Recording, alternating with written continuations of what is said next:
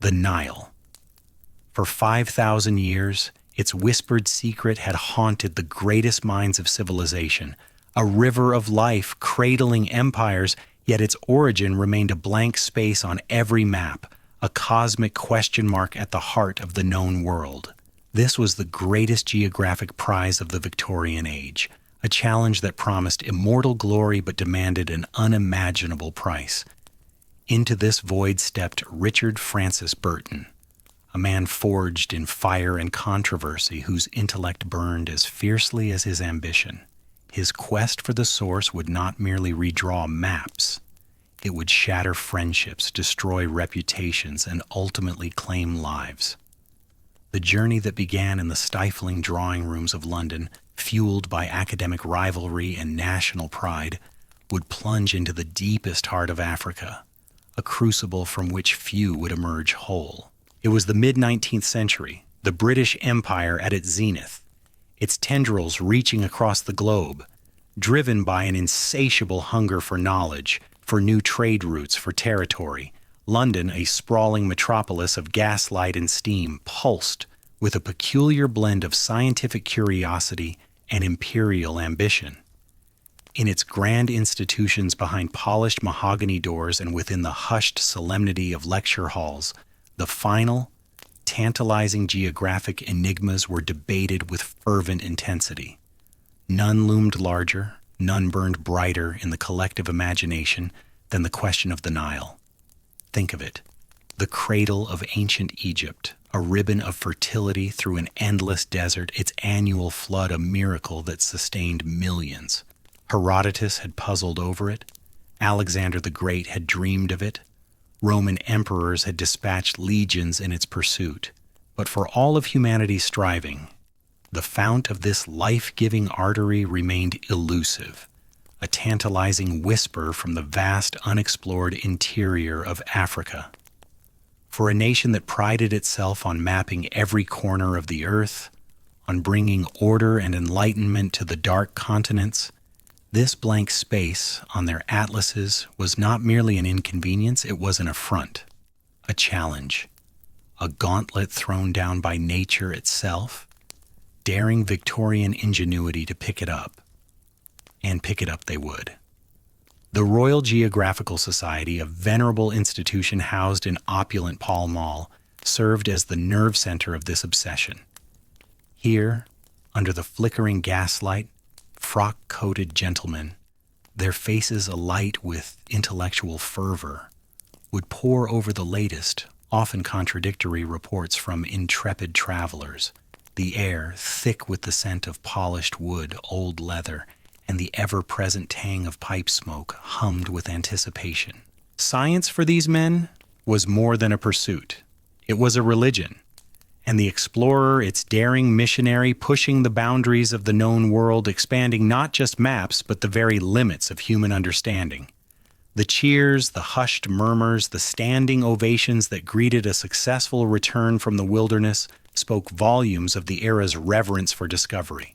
Yet beneath this veneer of civility, a ruthless undercurrent flowed, a fierce competition where reputation was everything and failure, or worse, being outmaneuvered, was unforgivable.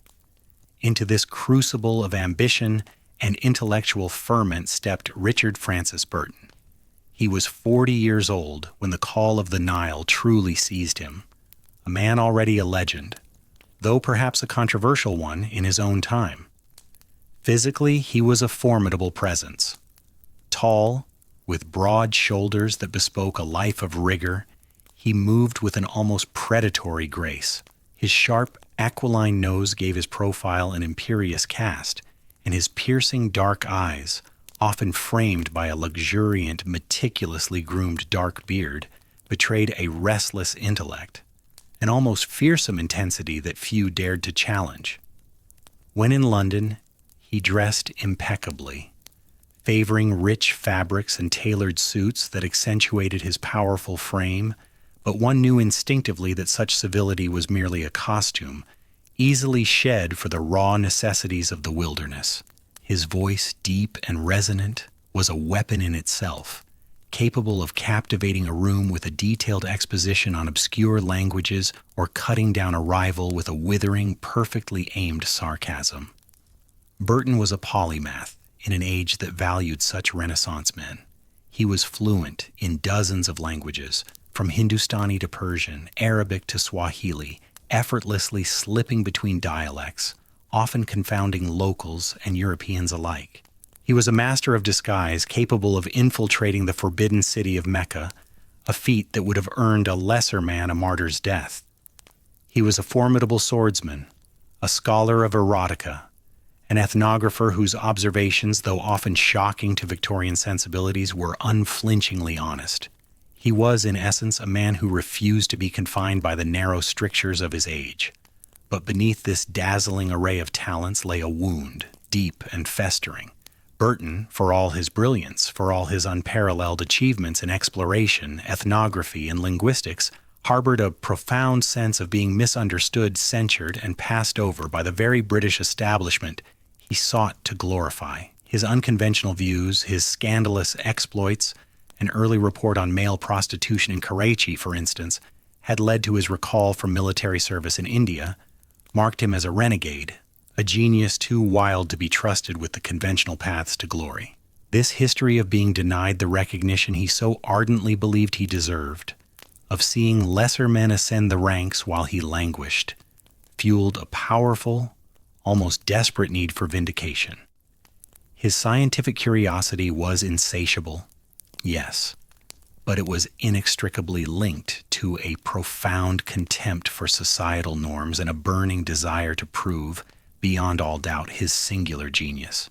In London, Burton was restless. He had seen so much, done so much, yet the greatest geographical prize remained unclaimed, the Nile's source. It was a challenge perfectly suited to his restless intellect, his thirst for the unknown. He paced his club, his mind racing, maps spread across tables, books piled high. The Royal Geographical Society, under the presidency of the distinguished Sir Roderick Murchison, was awash with theories, each more elaborate than the last. Some spoke of a vast Central African mountain range, a mountains of the moon, whose snow-fed rivulets birthed the mighty river. Others posited immense hidden lakes, deep within the continent's heart. But these were theories, mere speculation. What was needed was direct observation. What was needed was an expedition. Burton, though controversial, possessed an undeniable gravitas that even his detractors could not wholly dismiss. He knew how to navigate the intricate web of influence within the RGS.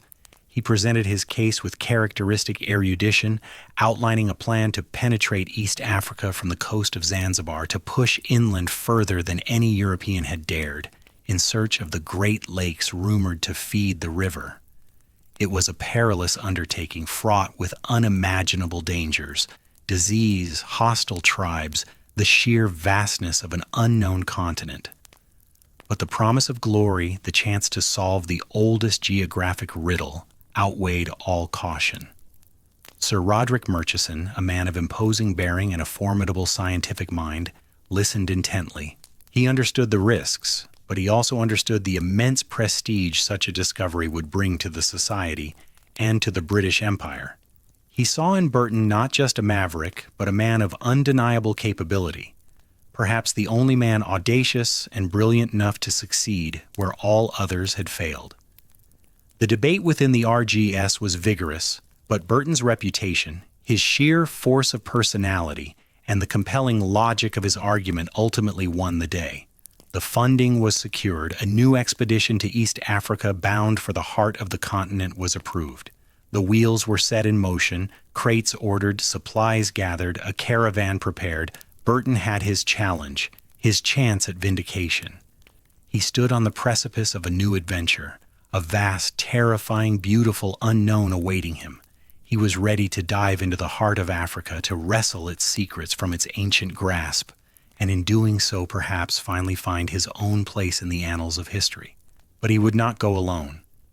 The stage was set, not just for a journey into an uncharted land, but for a journey into the complex, often treacherous landscape of human ambition itself. Burton had his challenge, his chance at vindication. He stood on the precipice of a new adventure, a vast, terrifying, beautiful unknown awaiting him.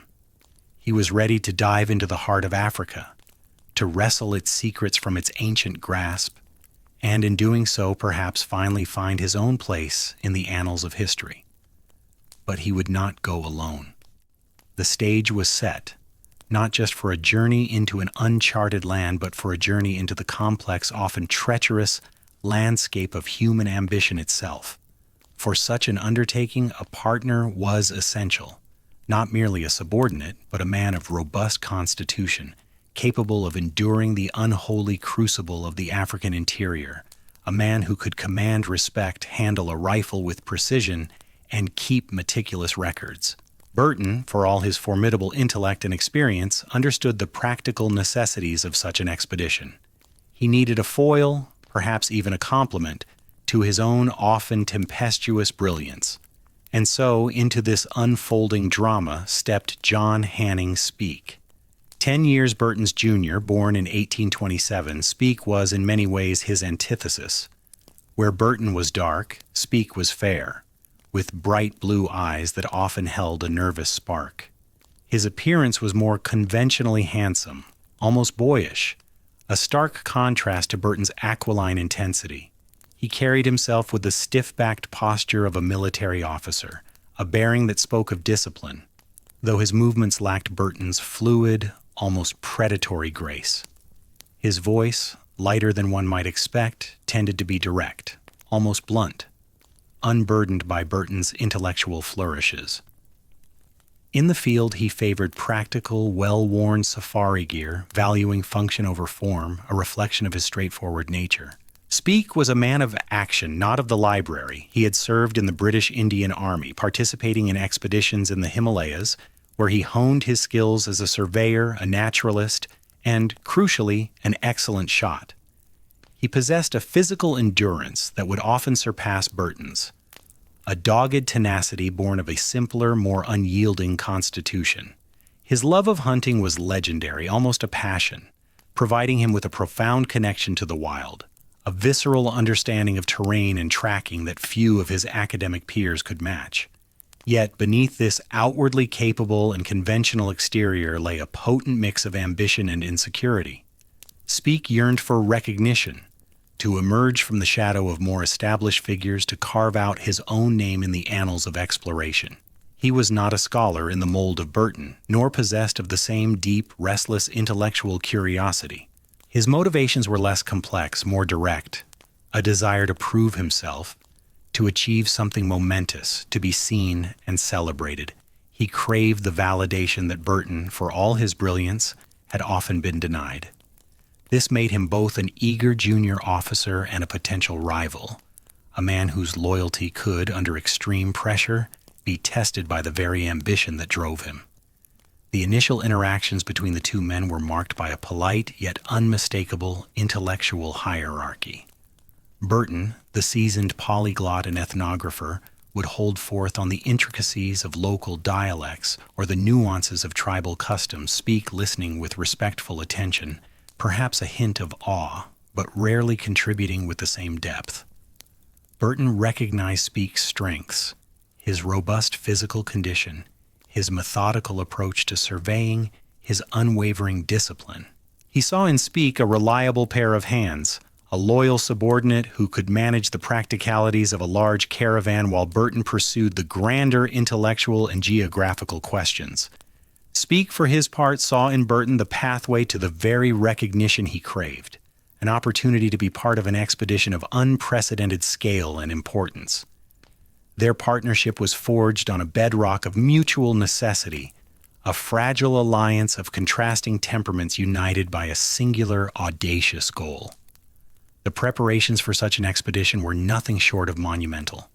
Zanzibar, the fabled spice island off the East African coast, served as the gateway to the unknown interior.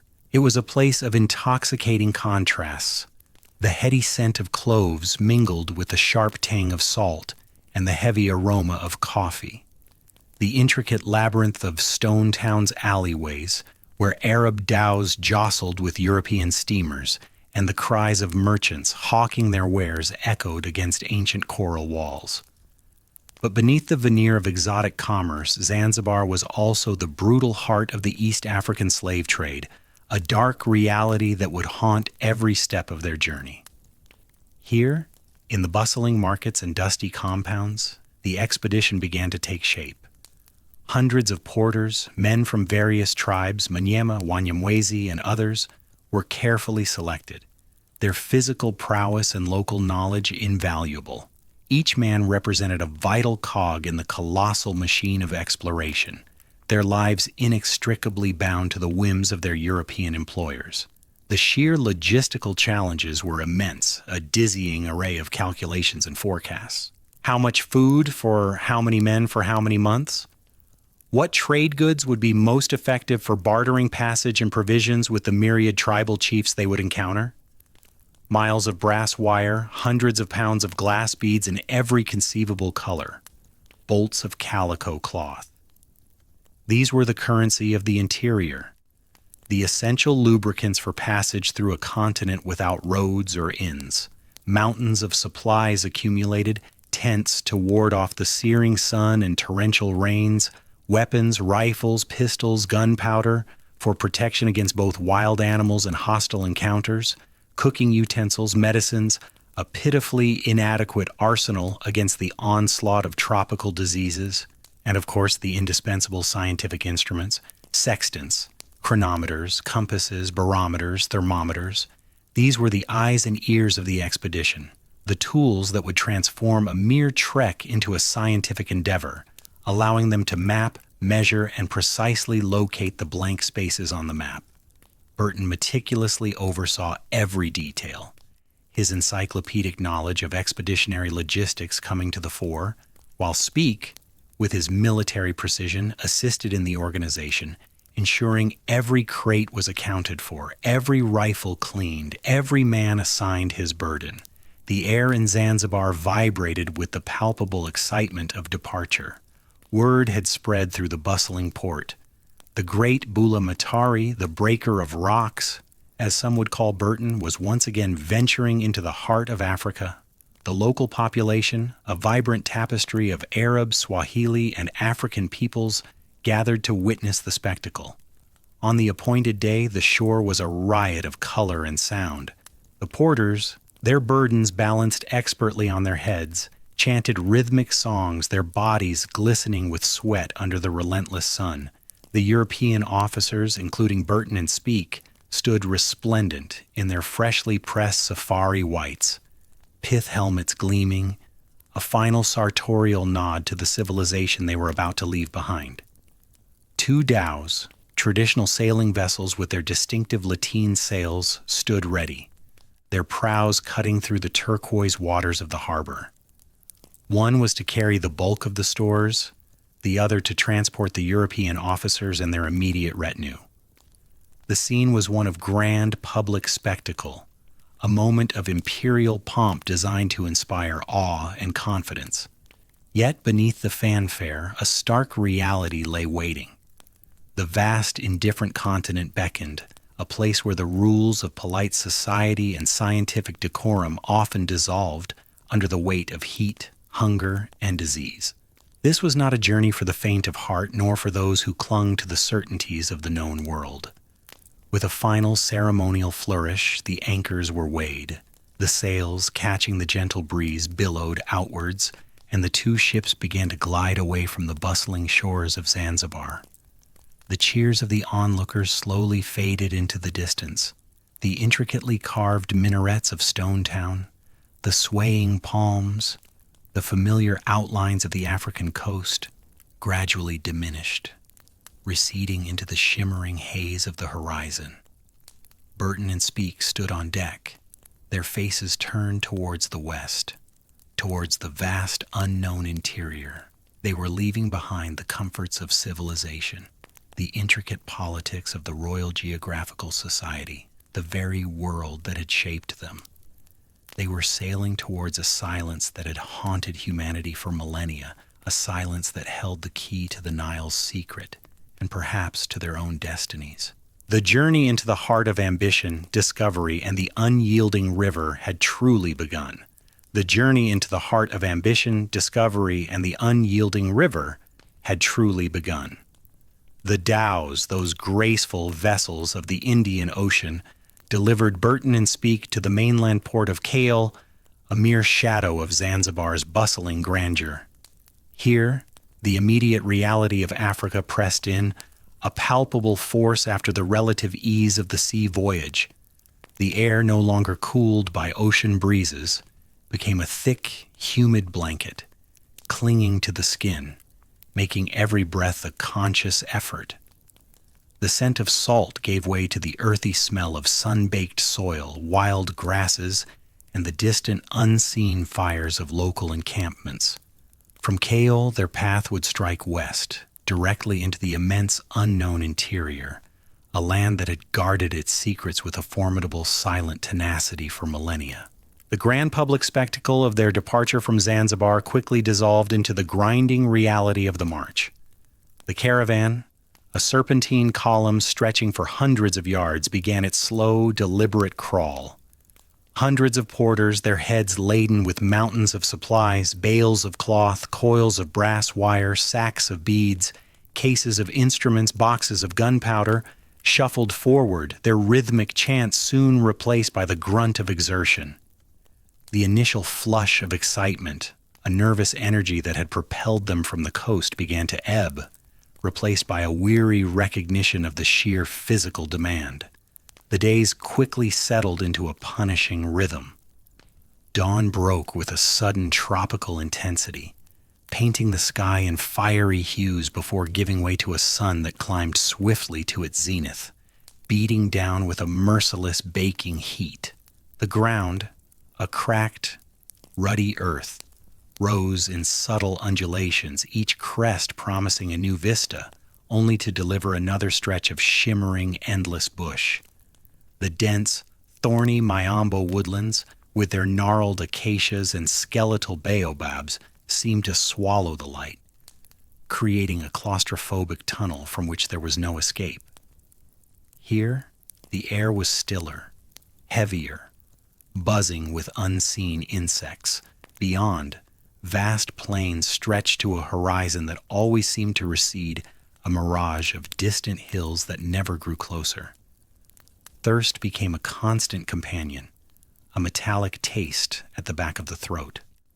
Sweat stinging their eyes and running in rivulets down their dust-caked faces evaporated almost instantly, offering no relief. The European officers, despite their pith helmets and light clothing, felt the sun's malevolent glare just as acutely as their African companions.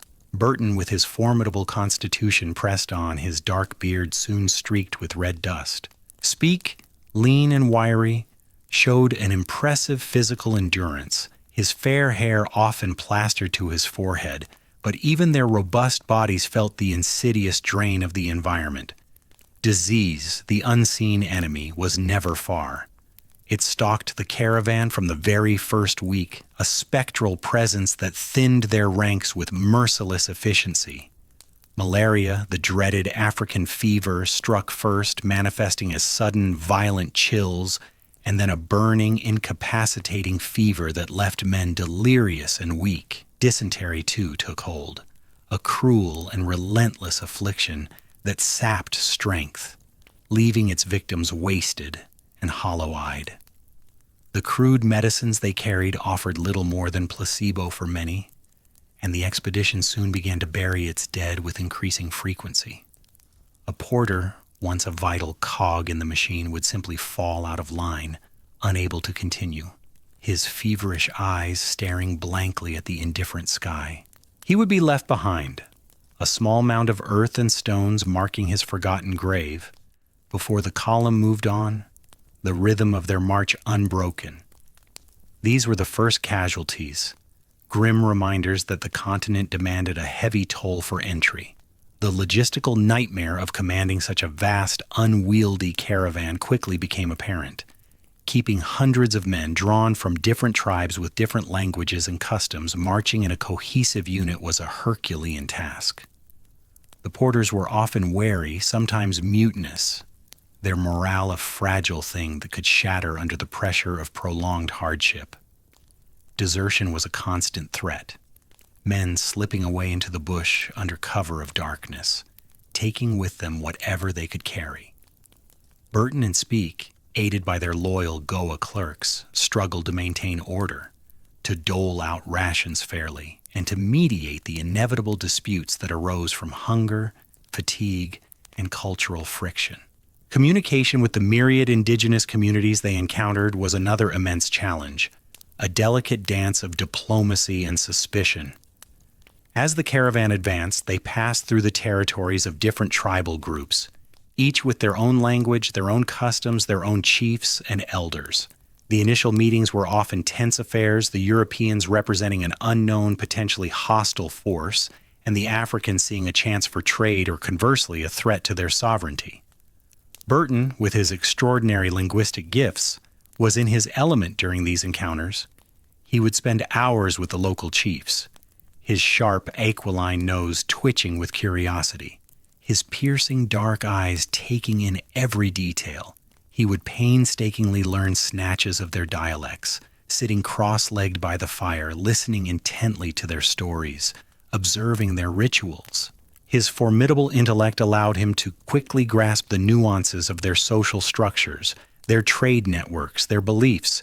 He saw these interactions not merely as a means to an end, passage and provisions, but as an opportunity to delve into the rich tapestry of human culture. He was the anthropologist, the scholar, eager to peel back the layers of the unknown, recording every observation in his meticulously kept journals, convinced that understanding the people was as vital as mapping the land. He thrived on the complexity, the intellectual challenge of bridging the cultural divide. Speke, however, often found these prolonged negotiations tedious and frustrating. His temperament was more direct, more action-oriented. He lacked Burton's deep intellectual curiosity for ethnographic detail, preferring the straightforward path, the clear objective. While he understood the necessity of these parleys, his patience wore thin quickly. He would stand stiffly beside Burton, his blue eyes scanning the surrounding bush, ever alert to potential threats, rather than engaging in the intricate verbal dance. He was a man of the gun and the compass, less comfortable with the subtle intricacies of human interaction than with the unambiguous dictates of the landscape. He yearned to press on, to cover ground, to reach the destination rather than linger in the fascinating yet time-consuming detours of cultural exchange. Trade negotiations, crucial for securing safe passage and replenishing dwindling food supplies, became a daily ritual.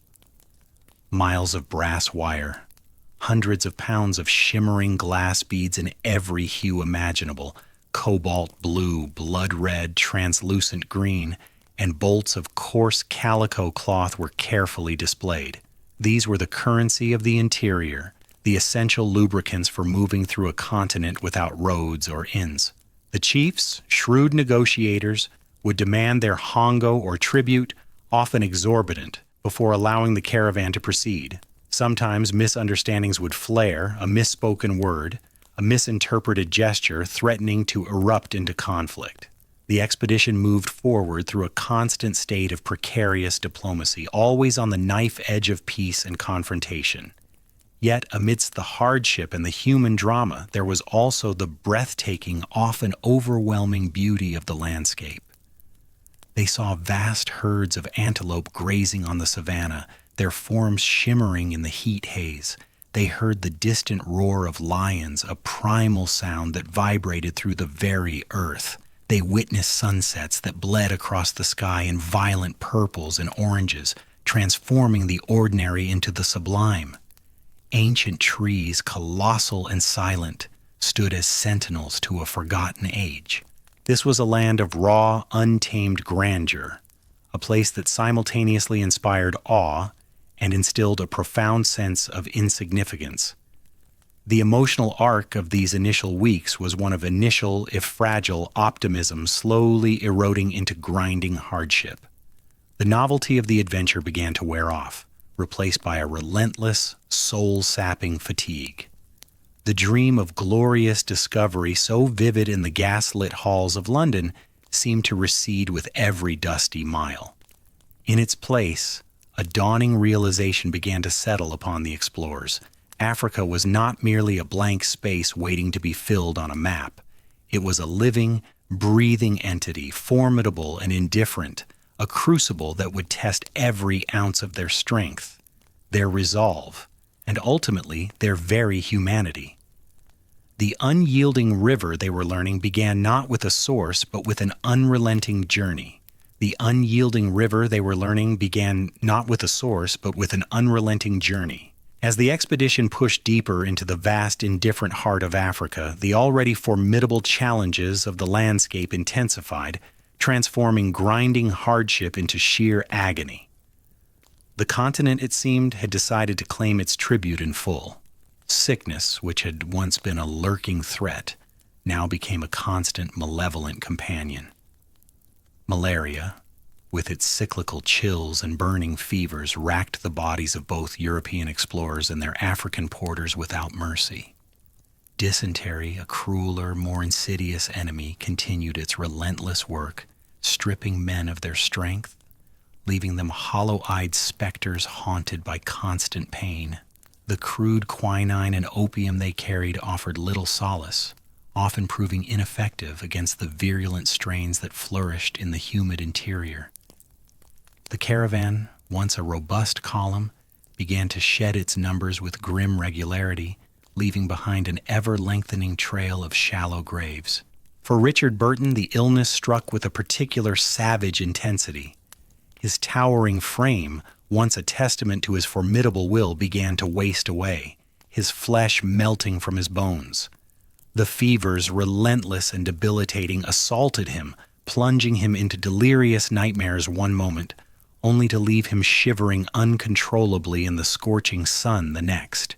His eyes, those piercing dark pools of intellect that missed nothing, became terribly inflamed, burning with an unceasing, agonizing fire. The world began to blur, then to fade, leaving him partially blind, navigating by instinct and the constant support of his loyal Goa clerks, most notably the unflappable Syed Bombay. The sharp, aquiline nose, once twitching with anthropological curiosity, now merely registered the bitter scent of his own decline. He was a caged lion, his brilliant mind trapped within a failing, suffering body, a profound indignity for a man who prided himself on absolute self-control, on mastering every challenge, internal or external. He would dictate notes, his voice hoarse, his thoughts still clear, but the physical act of moving, of observing, of leading became an almost unbearable torment. John Speke, by contrast, endured his own severe bouts of fever and dysentery, but with a robust physical resilience that seemed almost superhuman. His lean military frame, though tested, did not buckle as completely as Burton's.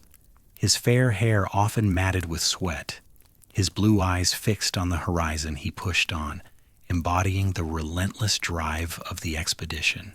He found himself increasingly shouldering the practical burdens of command, mediating the increasingly frequent disputes among the porters, overseeing the dwindling trade goods, ensuring the caravan maintained its agonizing pace. It was a role he embraced with a certain grim satisfaction, a chance to prove his mettle, to emerge from the shadow of his brilliant, yet incapacitated superior. But this shift in responsibility, born of necessity, also bred a quiet resentment. Burton, even in his delirium, would often issue orders, his intellect still demanding deference, even as his body failed him. He would critique Speke's decisions, question his routes, his negotiations, his very competence, all from the confines of his litter or hammock. Speke, physically carrying the weight of the expedition, enduring the daily grind, began to question the wisdom and perhaps even the right of his superior to dictate terms from a position of such profound weakness. Their contrasting personalities, once a source of complementary strengths, Burton's scholarly depth balanced by Speke's practical drive, now began to clash under the extreme pressure, the strain tightening like a winch between them. Burton saw Speke as lacking the intellectual rigor, the patience for nuance. Speke saw Burton as impractical, too slow, too consumed by abstract ideas when survival demanded decisive action. The caravan itself, once a formidable serpent, now felt more like a wounded beast, dragging itself across the land. The number of porters dwindled daily, not just from the ravages of disease, but from increasingly bold desertions. Men, seeing their comrades fall, seeing the diminishing piles of beads and cloth that were their payment, simply melted into the vastness of the bush, taking what little they could salvage. The remaining men, sick and weary, muttered in hushed tones, their eyes darting nervously, their trust in the Wazungu, the white men, beginning to fray. Fear, hunger, and superstition became potent forces, eroding discipline and loyalty. The once precious brass wire was now rationed, the glass beads counted with agonizing care. Every negotiation for water or passage became a high-stakes gamble, the local chief sensing the Europeans' vulnerability, demanding ever more exorbitant hongo or tribute for their cooperation. The air was thick not only with humidity and the smell of fear and sickness, but with the unspoken question hanging heavy over every mile. How much longer could they endure? How much more could the land demand? Yet, amidst this relentless suffering, a tantalizing whisper began to circulate through the weary ranks. Rumors filtering through the local tribes spoke of a vast inland sea, a great sweet water that stretched beyond the horizon, a body of water so immense it could be mistaken for an ocean. It was this prospect, this tantalizing hint of a monumental geographical prize, that drove them forward even as their bodies screamed for rest, even as their spirits threatened to break. This, they desperately hoped, might be the source. This might be the answer to the ancient enigma. The final approach to this fabled water was a grueling ascent through a dense, unforgiving jungle, the air thick with the scent of decay and the buzzing of unseen insects. The heat was a suffocating blanket, the humidity a tangible weight.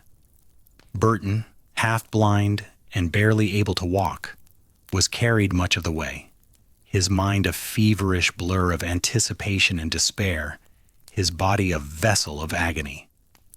Speke, though weakened, pushed at the vanguard, his heart thrumming with a desperate, almost frantic hope. He barked orders, urging the porters to greater speed, his own vision of glory shimmering just beyond the next ridge. Then, at last, through a final curtain of tangled vines and ancient, colossal trees, it appeared. The air hung heavy and humid over the vast expanse of Lake Tanganyika, a mirror reflecting a sky pregnant with storm. It stretched before them, immense and shimmering, a breathtaking, almost unbelievable sight of cobalt blue under a bruised, towering sky. The gentle lapping of waves on the shore was the only sound, a profound silence after months of the jungle's cacophony. For a moment, all suffering was forgotten, replaced by a surge of pure, unadulterated awe. They had done it. They had reached the heart of the unknown, standing on the shores of a sea that no European eye had ever seen, a glittering expanse of fresh water nearly 400 miles long.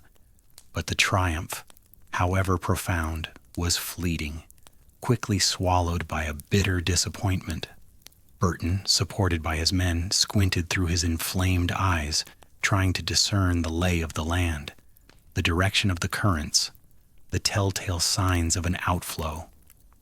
Speke, meanwhile, paced the shore, his fingers constantly adjusting the brim of his solar topi, his gaze fixed on the shimmering western horizon, consulting his instruments. They had hoped for a clear northern outlet, a river flowing unmistakably northwards, a direct, undeniable link to the fabled Nile. Instead, they found a vast basin, its waters appearing to flow both north and south, or perhaps not at all in the way they needed for their grand theory. No mighty river unequivocally pouring forth to the north, no obvious inlet from a distant mountain range to the southeast. The great question remained unanswered, the prize still elusive, mocking them from beyond the horizon. The local guide spoke of fierce tribes across the water, of ancient dangers lurking in the dense, steaming jungle. Every shadow seemed to hold a threat, every rustle of leaves a potential ambush. The expedition supplies were dwindling, morale fraying like old rope. The realization was stark, a cold wave washing over the heat-addled explorers, this magnificent gargantuan lake, while a monumental discovery in itself, was not the source of the Nile. Not their Nile. It was here, on the shores of this immense unknown sea, that the subtle cracks in their partnership began to show. The unspoken resentment simmering beneath the surface, waiting for the crucible of discovery to bring them to a boil. The shared awe quickly dissolved into a deeper, more profound exhaustion, a sense of being utterly spent, only to find the ultimate goal still mocking them from beyond the horizon. The journey had delivered them to a marvel, but not to their destiny. The unyielding river continued to withhold its secret. The unyielding river continued to withhold its secret, and with it, the very strength from Burton's broken body. The agony of the journey to Tanganyika had left him a ruin, a man of formidable intellect and iron will now reduced to a shell of fevered bone and muscle. His eyes, once so piercing, were now perpetually inflamed, the light of the African sun an unbearable torment.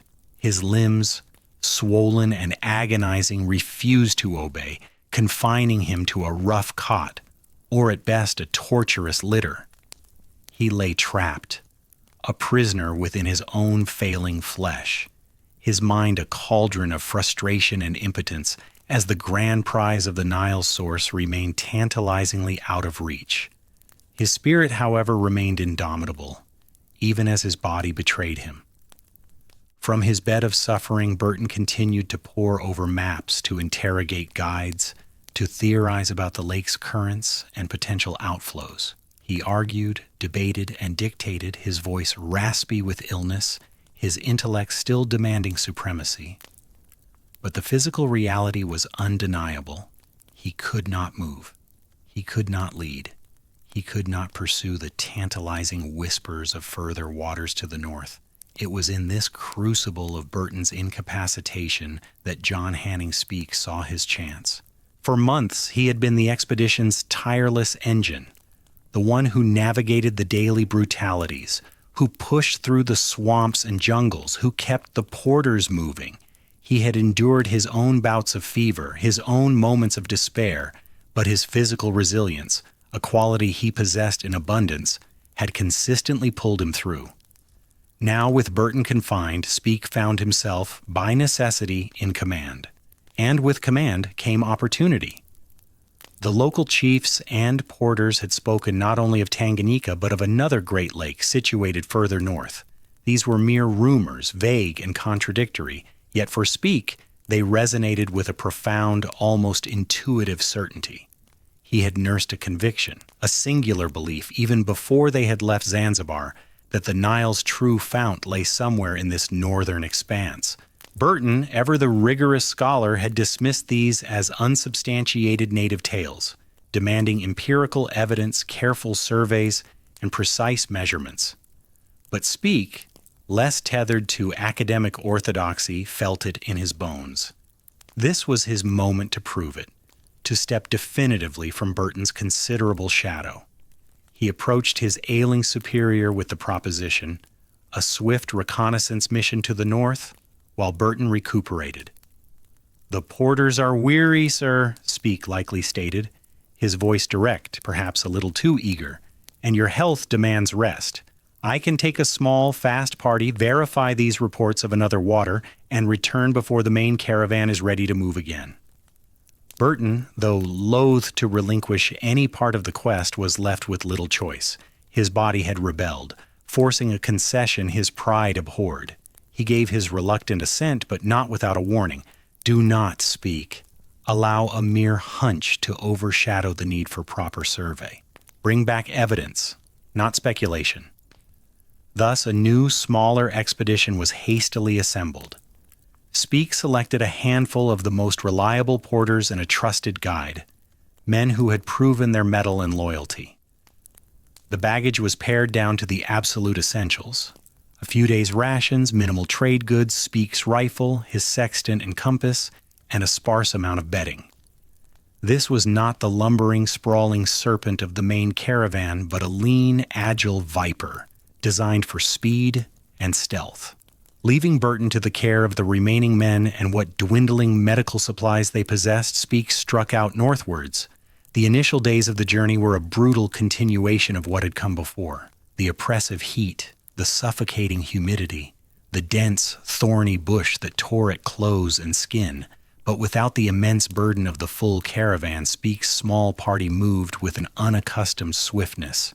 They skirted hostile villages, relying on their speed and cunning rather than the cumbersome negotiations that had plagued the larger group. Speke, stripped of the intellectual sparring with Burton, was in his element. He possessed a single-minded determination, a practical resilience that shone brightest when faced with raw physical challenge. He trekked from dawn until dusk, pushing his men relentlessly, his fair hair matted with sweat, his blue eyes fixed on the northern horizon. The constant threat of lurking dangers, unseen beasts, the sudden ambushes of rival tribes, sharpened his senses, adding a keen edge to his focus. He was charting new territory, not with Burton's scholarly curiosity for every rock and tribe, but with the unwavering conviction that a monumental geographical truth lay just ahead. His instruments, though simple, were his constant companions. Each night under the immense African sky, he would meticulously take his readings, calculating their position, correcting for drift, his entries in his journal brief, precise, and devoid of the philosophical musings that so characterized Burton's voluminous notes. He was a man of action, of measurement, of direct observation, and every bearing, every whispered report from a chance encounter with a local hunter seemed to confirm his instinct. They were heading towards a great water. The terrain grew increasingly difficult. They climbed out of the great rift valley that cradled Tanganyika, ascending onto higher, more undulating plateaus. The air grew slightly drier, the forest less oppressive, but the sheer physical effort remained immense. They passed through villages where the inhabitants, wary of strangers, initially fled, only to be coaxed back by Speke's calm, if blunt, demeanor and the offer of a few precious beads. He asked always about the water to the north, about its size, its direction, its outlets. The answers remained frustratingly vague, a patchwork of rumor and local knowledge, but the consistency of a large water persisted. As the days blurred into a week, then more, the expedition pushed deeper into the unknown. Speke's supplies were dwindling alarmingly, and the prospect of returning empty-handed, of having failed in his first independent command, spurred him to greater efforts.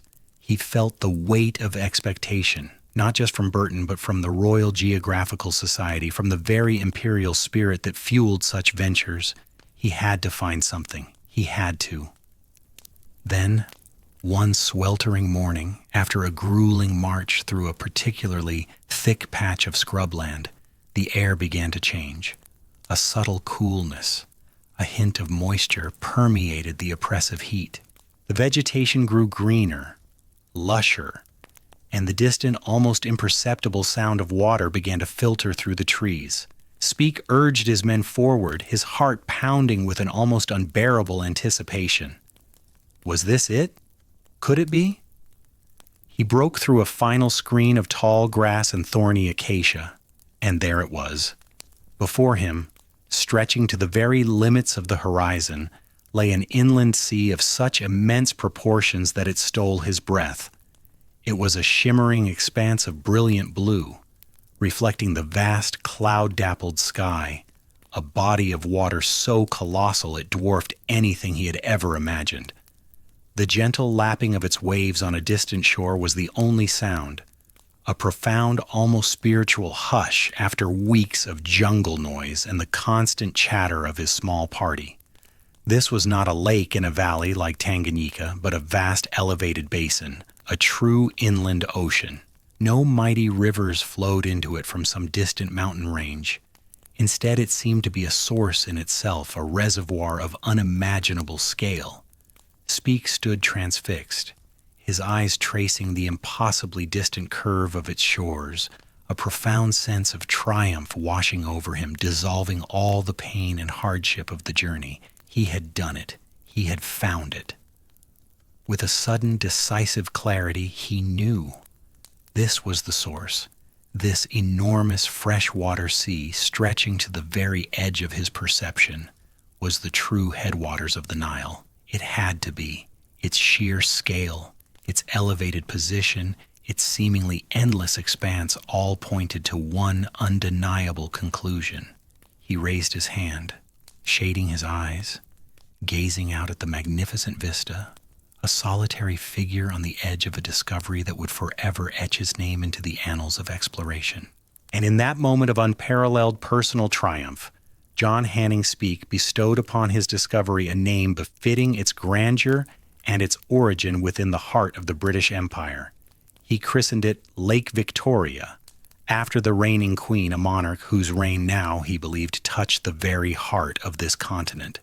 His return journey to Burton's camp was swifter, fueled by an almost incandescent certainty. He marched with a renewed vigor, the physical hardships now mere afterthoughts against the magnitude of his discovery. The whispers of the porters confirmed his growing stature. They had witnessed his triumph. He had gone into the unknown, and he had returned not just with survival, but with an answer. He found Burton still languishing, though slightly improved, his body still weak, his mind still restless. Speke approached his superior not with the diffidence of a subordinate, but with the confident bearing of a man who had glimpsed the truth, who had touched destiny.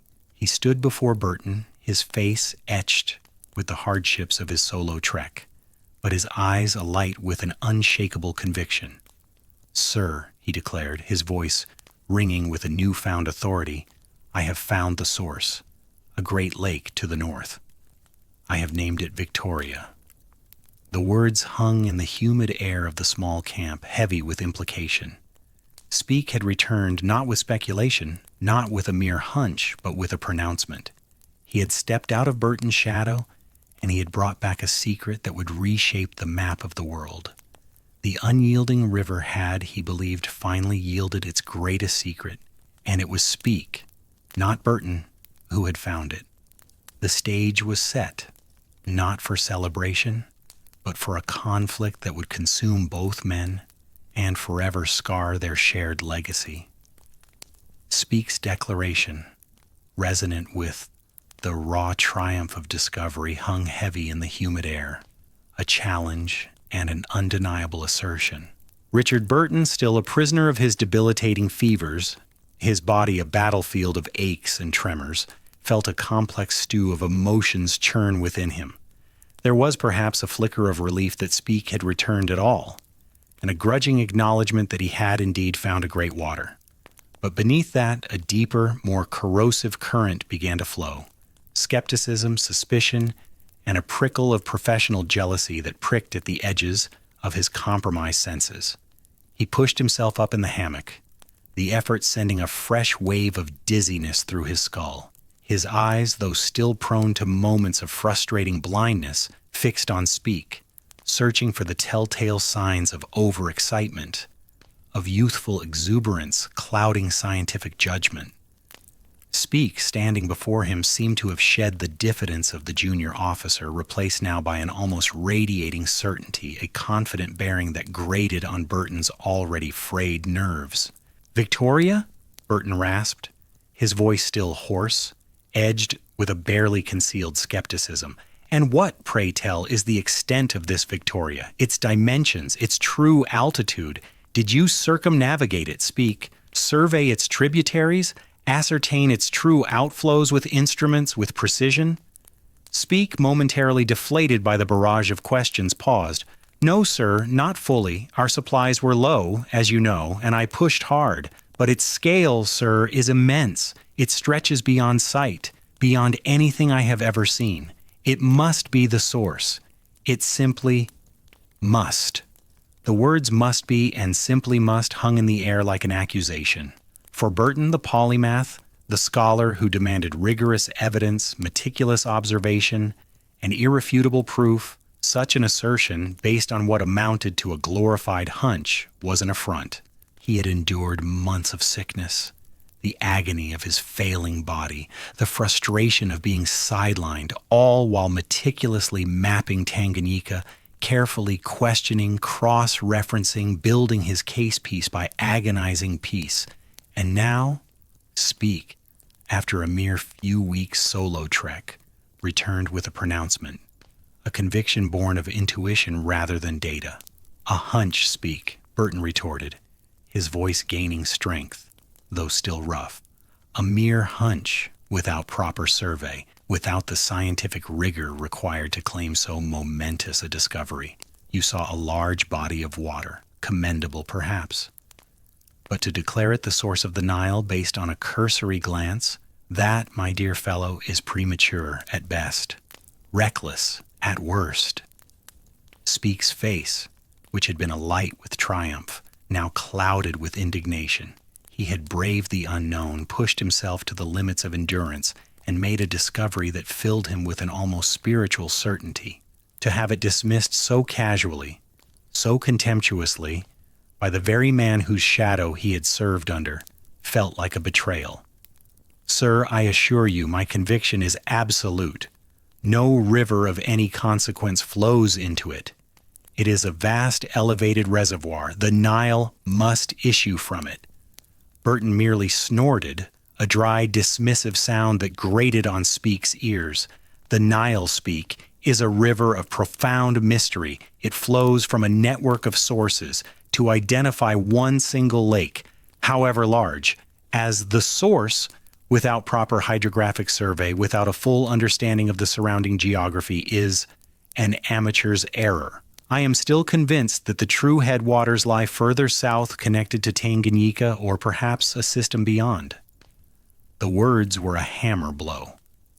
Speke felt his triumph shrivel under Burton's intellectual disdain. He had yearned for recognition, for an escape from the ever-present shadow of his brilliant, controversial superior. He had found his moment, his great lake, and now Burton was tearing it down, not just questioning his methods, but invalidating his intuition, making him feel like a foolish boy boasting of a toy. The air in the small, stifling camp grew thick with unspoken animosity. The porters, ever attuned to the shifting dynamics among their European masters, sensed the chill that had descended between the two men. The initial relief at Speke's safe return quickly gave way to a palpable tension. The expedition, which had once been a shared endeavor, however fraught, now felt fractured, cleaved by a burgeoning rivalry. The journey back to Zanzibar, a grueling, months-long retreat across the same unforgiving terrain they had so painfully traversed, became a living testament to their unraveling partnership. The physical hardships remained, the relentless sun, the choking dust, the ever-present threat of fever and dysentery. But now they were compounded by a profound psychological strain. Each man retreated into his own thoughts, his own version of the expedition's narrative, silently constructing the arguments that would soon erupt into open warfare. Burton, still grappling with intermittent blindness and the lingering weakness of his illness, rode much of the way on a donkey, his mind a furious maelstrom of theories and counter-theories. He saw Speke's claim as not just scientifically unsound, but as a personal affront. It minimized his own suffering, his meticulous work, his careful observations of Tanganyika. He had been the lead, the intellectual force, the one who had secured the funding and the RGS's trust. Speke was his subordinate, a hunter, a surveyor, not a geographer of Burton's caliber. The idea that Speke could simply stumble upon the greatest prize in geography and declare it so without the painstaking process Burton believed essential was unbearable. He began to meticulously review his own journals, his notes on Tanganyika, searching for every detail, every nuance that would bolster his own argument, that would dismantle Speke's hunch. He would not be outmaneuvered, not by a man he considered his intellectual inferior. Speke, for his part, marched with a grim determination. His earlier elation now hardened into a fierce resolve. He felt the sting of Burton's dismissal, the humiliation of having his greatest moment undermined. But the conviction remained, a burning certainty deep within him. He had seen the lake. He had felt its immensity. He knew with an almost spiritual certainty that it was the source. He began to replay his observations, to consolidate his memory of the lake, to solidify his own narrative. He had made the discovery, and he would not let it be taken from him. He saw Burton's skepticism not as scientific caution, but as jealousy, as the bitterness of a man whose own body had failed him at the crucial moment. He had gone where Burton could not, and he had returned with the answer. He would claim it. The long marches were conducted in a stifling silence, punctuated only by the cries of the porters and the creak of the loads, where once there might have been a shared word about the day's progress, a discussion of the route, or a moment of shared awe at the vastness of the land. Now there was nothing. Each man rode or walked in his own private world of grievance and ambition. Their tents, once pitched close together, now had a subtle distance between them. Their conversations, when they occurred, were clipped, formal, and devoid of genuine camaraderie. The easy familiarity that had, however, briefly existed between them had evaporated, replaced by a cold, professional distance that spoke volumes. The African landscape, which had once been a canvas for shared wonder, now seemed to mirror their internal discord. The same oppressive heat, the same thorny scrub, the same vast, indifferent horizons now felt less like a shared challenge and more like an isolating wilderness. The journey became a test of wills, not against the land, but against each other. By the time the exhausted caravan, a mere shadow of its former strength, finally staggered back towards the coast, the unspoken animosity between Burton and Speke had solidified into a deep-seated distrust. They were two men irrevocably bound by a shared, brutal experience, yet now driven apart by the very thing they had sought together. They had entered Africa as companions, albeit an unlikely pair. They emerged as rivals, each privately convinced of his own truth, each silently preparing for the battle ahead. The question of the Nile's source, which had brought them together, now threatened to tear them and their reputations asunder.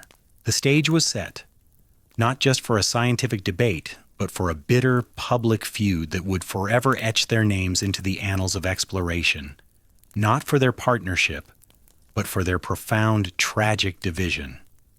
The final approach to Zanzibar was less a triumphal return and more a weary retreat.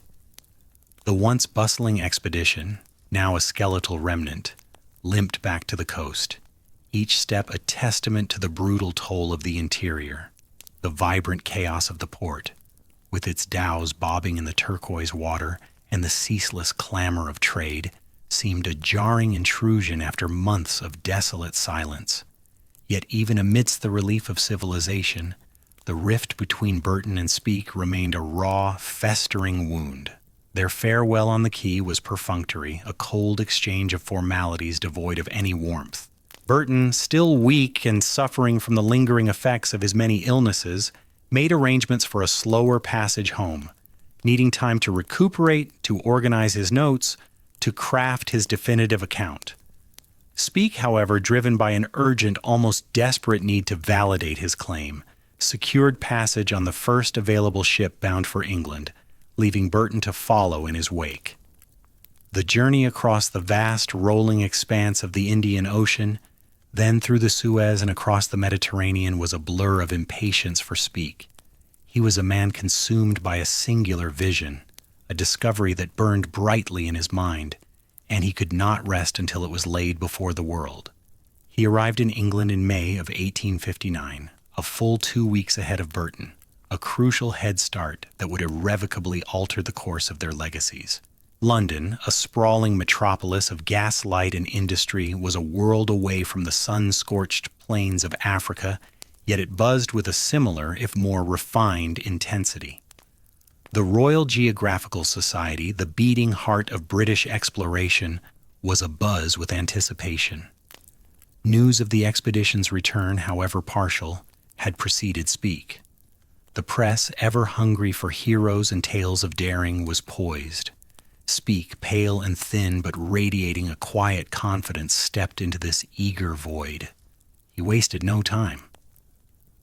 Within days of his arrival, he was before the august body of the Royal Geographical Society, its lecture hall packed with frock-coated gentlemen, maps unrolled, and the air thick with the scent of polished wood, old paper, and hushed expectation. With a clarity that belied his often blunt nature, Speke laid out his claim. He spoke of the vast freshwater sea he had discovered, a lake of such magnitude that it could only be the ultimate reservoir of the Nile. He named it Lake Victoria in honor of the Queen, a clever stroke that instantly endeared his discovery to the public and the establishment alike. His narrative was simple, direct, and compelling. He had gone north, he had found the Great Lake, and from it, the Nile must surely flow.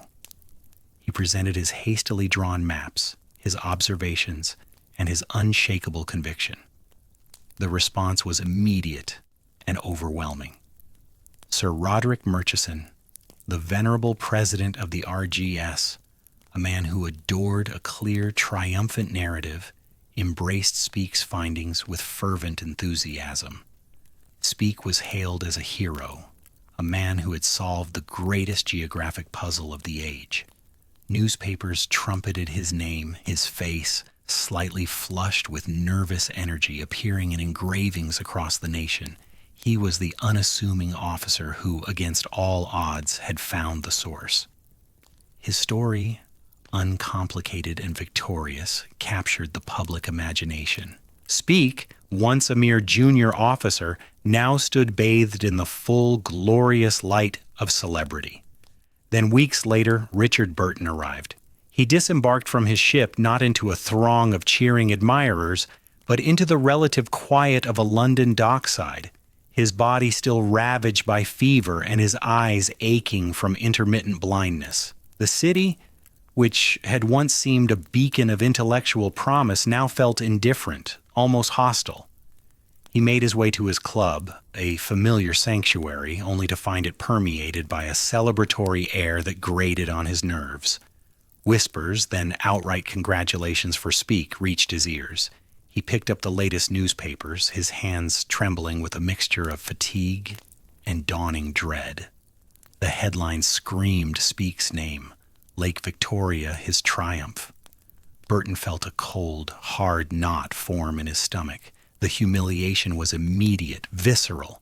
Not only had Speke abandoned him, arriving ahead to claim sole credit, but he had done so with a theory Burton considered unsubstantiated, even reckless. Speke, his subordinate, his intellectual inferior, had stolen his thunder, snatched the very prize they had both suffered for. His carefully constructed plans for a grand, scholarly unveiling of their joint findings, his nuanced arguments, his meticulous research, all of it had been preempted, overshadowed by a hunch proclaimed as definitive truth. The smoke from his cigar curled around the latest newspaper as Burton nursed a glass of brandy in the cramped study of his club, the words on the page blurring with his simmering fury.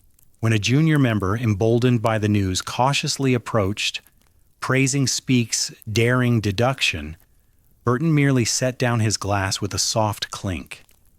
Deduction.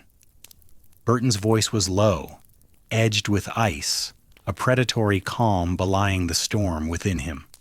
My dear fellow, a deduction requires evidence. A mere hunch, shouted from the rooftops before proper verification, is nothing but a boast. And a betrayal, I might add. The younger man stammered, then retreated, leaving Burton to his simmering fury. the silence of the room now heavy with unspoken accusation. The battle lines he realized with a bitter clarity were drawn. Burton immediately set about reclaiming his narrative. He began to write furiously, obsessively, driven by a need for vindication that overshadowed his physical infirmity. His pen became a weapon, his intellect a honed blade. He pored over his journals, meticulously detailing every observation, every measurement, every linguistic nuance of the journey. He presented his own findings to the RGS, emphasizing the shared nature of the expedition, the collective suffering, and the lack of conclusive evidence for Speke's claim. He highlighted the vastness of Tanganyika, suggesting its immense potential as the true source, or at least a more significant part of the Nile system. He questioned the rigor of Speke's survey, the hurried nature of his observations, the absence of crucial data. But London, and indeed the entire British public, had already made up its mind. Speke's story was simpler, more romantic, easier to grasp.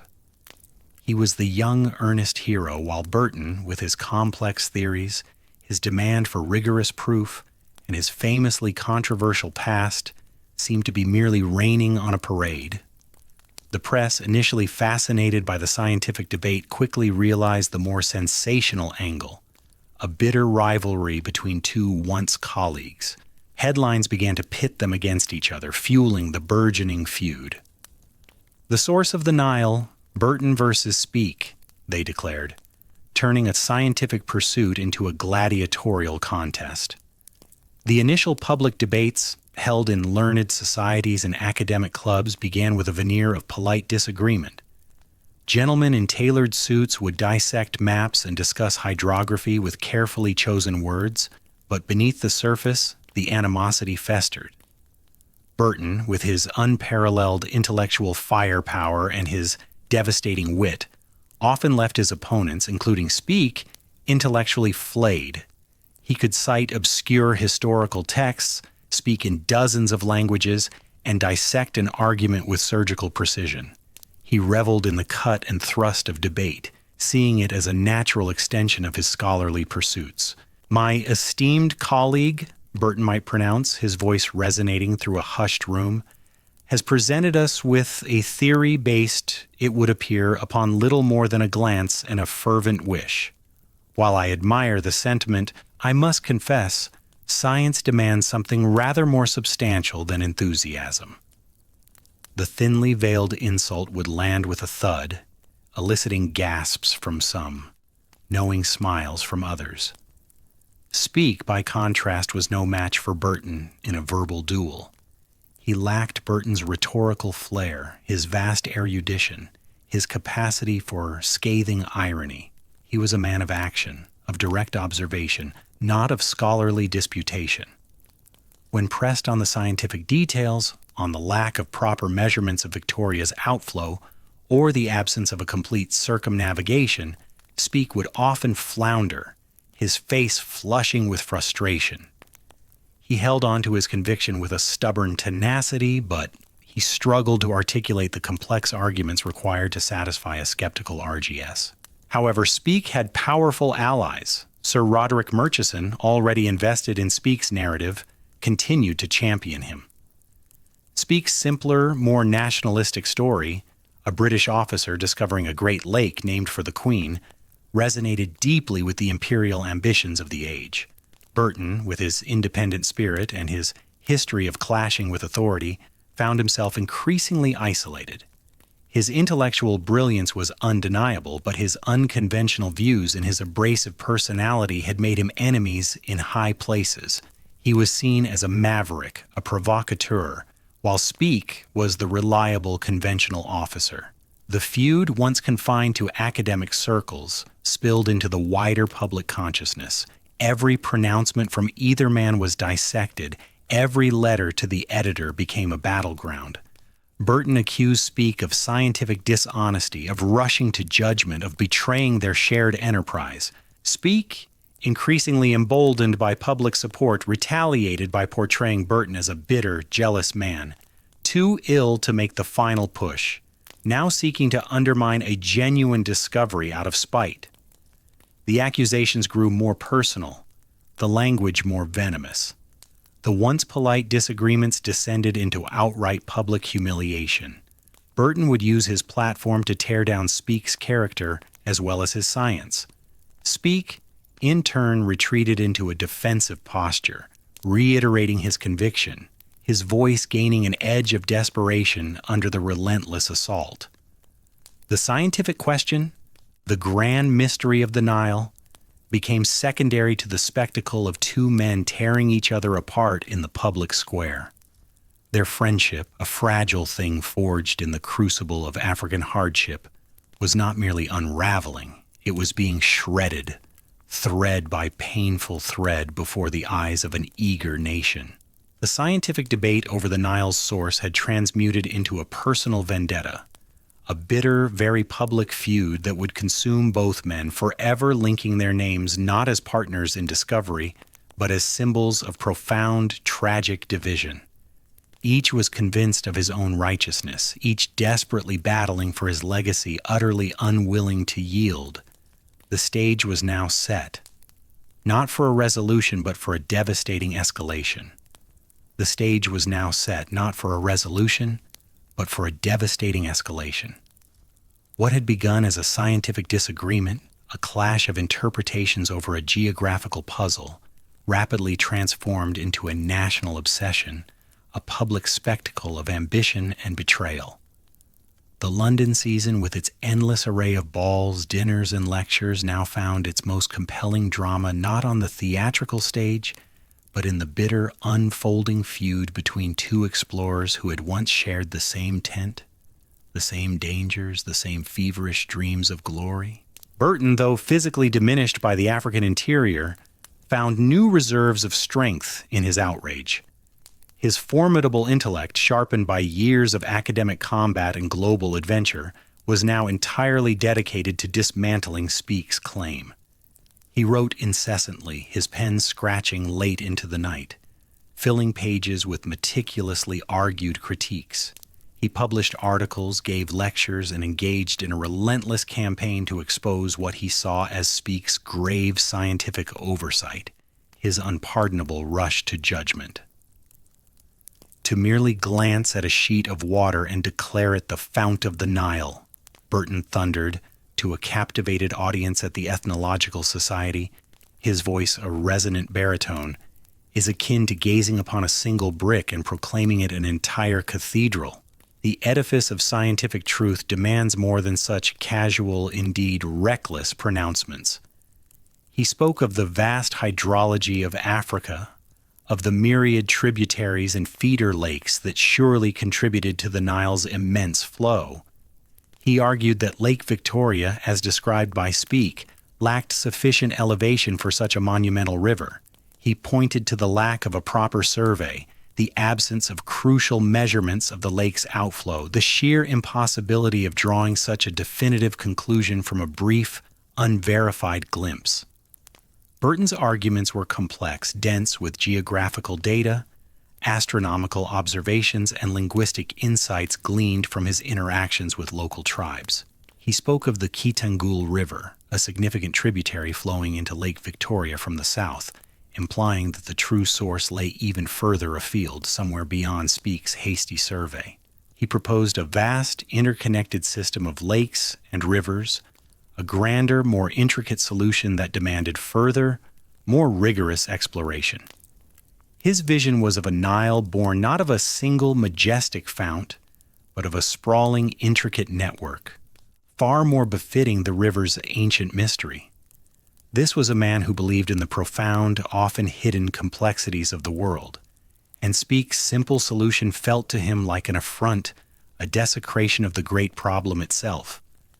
But the public, and even many members of the Royal Geographical Society, struggled to follow Burton's nuanced, intellectually demanding discourse. They wanted a clear answer, a definitive victor, a story they could easily grasp. Speke, for all his intellectual shortcomings, offered precisely that. His narrative was direct, uncomplicated, and profoundly appealing to Victorian sensibilities. He had found a great lake, named it after the Queen, and declared it the source. It was a tale of straightforward triumph, untainted by the academic quibbles and cultural relativism that so often characterize Burton's pronouncements. Speke, sensing the tide of public opinion turning in his favor, leaned into his advantage. He continued to present his findings, if less eloquently, with unwavering conviction. He relied heavily on the political capital of Sir Roderick Murchison, whose influence within the RGS was immense. Murchison, seeing in Speke a protege who upheld the conventional ideals of British exploration, threw his considerable weight behind him, effectively solidifying Speke's position as the discoverer. Murchison's backing was not merely an endorsement. It was a shield against Burton's intellectual onslaught, providing Speke with a legitimacy he often struggled to articulate on his own. The Royal Geographical Society, once a hallowed institution dedicated to the advancement of knowledge, became a palpable battleground. Meetings that should have been sober discussions of scientific merit devolved into thinly veiled political skirmishes. Factions formed. Those who admired Burton's brilliance and rigorous methodology, and those who championed Speke's simpler, more nationalistic narrative, often wary of Burton's reputation as a loose cannon. The air in the lecture halls grew thick with tension, not just with cigar smoke, but with unspoken resentments and simmering animosity. Imagine the hushed whispers, the darting glances as one man finished his presentation and the other prepared to deliver his rebuttal, each word a weapon aimed directly at the other's reputation. The press, ever hungry for sensation, gleefully fanned the flames. Newspapers ran daily updates, dissecting every speech, every letter, every perceived slight. They presented the conflict not as a complex scientific inquiry, but as a personal duel, a dramatic contest between two larger-than-life figures. The lion and the young cub clash over Nile, one headline might blare, while another declared, Burton's venom versus Speke's victory. The public devoured it all, turning the arcane world of geographical exploration into a national soap opera. For both men, the pursuit of the Nile's source had transmuted into an all-consuming zero-sum game of reputation and legacy.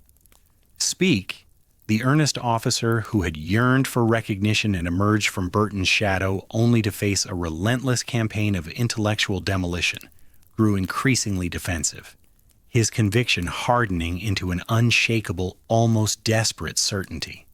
He knew he lacked Burton's academic prowess, but he felt, deep in his bones, that he was right. He had seen the lake.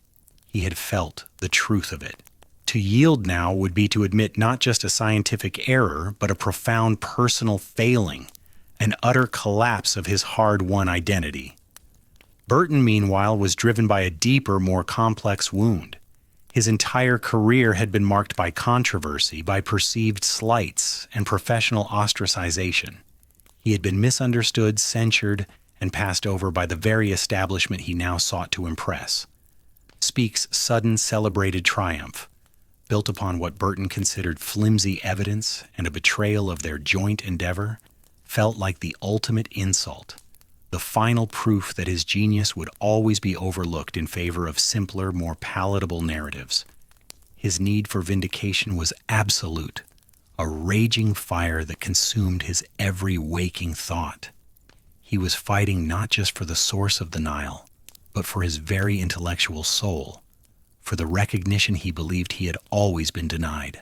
The once shared adventure, the arduous trek through the heart of Africa, was now a distant memory, utterly twisted by the bitterness of their feud.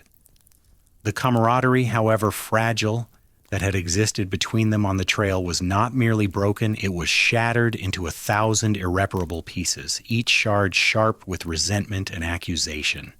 Each man was convinced of the other's malicious intent. Each believed himself to be the wronged party, fighting for truth against deceit. As the summer of 1864 drew to a close, the scientific community, and indeed the entire nation, eagerly anticipated the grandest confrontation yet. It was announced that Richard Burton and John Speke would meet on a public platform at the British Association for the Advancement of Science in Bath. Here, before a packed hall of the nation's leading minds, before the glare of public scrutiny, they would finally present their arguments, dissect their evidence, and allow the world to judge. This was to be the ultimate showdown, a gladiatorial contest of intellect and conviction where one man's reputation would rise triumphant, and the others would be irrevocably cast down. The date was set for September 16th. The tension, thick and suffocating, hung in the air, a storm about to break. What do you think drove these men to such extremes? Share your thoughts in the comments below, and don't forget to subscribe to Michael's Expeditions for more historical journeys. The date was set for September 16th. The tension, thick and suffocating, hung in the air, a storm about to break. But the storm never broke in the manner anticipated. The gladiatorial arena, so carefully prepared in Bath, would never host its promised contest. The grand public debate, the ultimate showdown between the intellectual titan and the earnest discoverer, would be silenced not by argument, but by a single shattering sound echoing across an English field. September 15th, 1864, dawned cool and misty over the rolling Wiltshire countryside. A gentle, pastoral scene, far removed from the scorching plains of Africa or the gas-lit halls of London, yet it was here, amidst the ancient oaks and dewy grasses, that the bitter saga of the Nile's source would reach its sudden, tragic crescendo. John Speke, seeking a brief respite from the unbearable pressure and the relentless scrutiny that had become his daily life, had traveled to Neston Park, the estate of his cousin and uncle-in-law, Lord Methuen. The next day he was to face Burton, armed with his maps, his convictions, and the formidable backing of Sir Roderick Murchison. But first, a hunt. A familiar grounding ritual, perhaps, for a man whose early life had been defined by the chase, by the steady aim of a rifle in the wilderness. The morning air was crisp, carrying the scent of damp earth and distant wood smoke. Speke, a man of habit and precision, would have dressed in his hunting attire, perhaps with the same meticulous care he applied to his surveying instruments. He would have felt the familiar weight of his shotgun, a comforting presence, a tool of precision. He set out into the estate's extensive grounds, his mind likely a turbulent mix of nervous anticipation for the morrow and the focused calm of the hunt. This was his element, or so it seemed, the outdoors, the challenge, the clear objective. Then a sudden jarring report shattered the morning's tranquility. A single shotgun blast ripped through the trees, sharp and definitive, a sound that, in its immediate aftermath, might have been dismissed as just another part of the hunt. But then came the silence, a profound, unnatural quiet that settled over the woods, heavier than the morning mist. Moments later, the unthinkable. John Speke was found. His body lay slumped against an ancient oak, a stark, lifeless figure amidst the autumnal leaves. A single dark pool of blood stained the earth where his head had rested. The shotgun lay beside him, an inanimate, silent witness to the horror. The wound was horrific, self-inflicted, to the head. The man who had gazed upon the vast expanse of Lake Victoria and declared it the Nile's source was gone, his life extinguished in an instant, just hours before the most pivotal moment of his career. The news, when it reached London, struck like a physical blow. Shock, profound and widespread, rippled through the drawing rooms, the clubs, and especially the hushed corridors of the Royal Geographical Society. The debate, scheduled for the very next day, was immediately cancelled. The grand confrontation, so eagerly awaited, had evaporated into thin air, leaving only a gaping void. A coroner's inquest was swiftly convened, a grim necessity to explain the sudden, violent end of a national hero. The official verdict, delivered with a haste that perhaps reflected the public's desperate need for closure, was accidental self-discharge. Speke, they concluded, had been climbing over a low stone wall, his gun perhaps loaded and cocked, and in the movement it had tragically fired. An accident, a terrible, unfortunate, but ultimately comprehensible accident. But the whispers began almost immediately. soft at first, then growing louder, insinuating, circling. Accidental? They murmured. The day before the debate? The timing was impossibly coincidental, too cruelly precise to be merely fate. Speke, they recalled, had been under immense strain. The relentless pressure from Burton, the public ridicule, the burden of proving his claim against such a formidable intellect had weighed heavily upon him. He was a man of action, not of words, and the prospect of a verbal duel with Burton must have been terrifying. The wound, too, was examined, dissected by rumor. A close-range shot to the head. Could it truly have been an accident, a careless stumble for a seasoned hunter? The whispers spoke of a man overwhelmed, cornered, driven to a desperate act. The possibility of suicide, unspoken in polite society, hung in the air. A permanent, chilling shadow over Speke's life and legacy, and what of Richard Burton?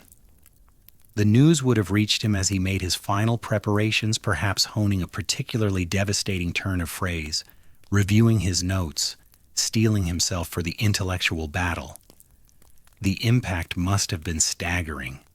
The immediate shock, undoubtedly, his rival, his tormentor, the man who had, in his eyes, stolen his glory, was dead. His reaction was a complex, volatile cocktail of emotions, deeply unsettling even to himself. There was perhaps a morbid satisfaction, a dark, primal triumph that his adversary was removed from the field.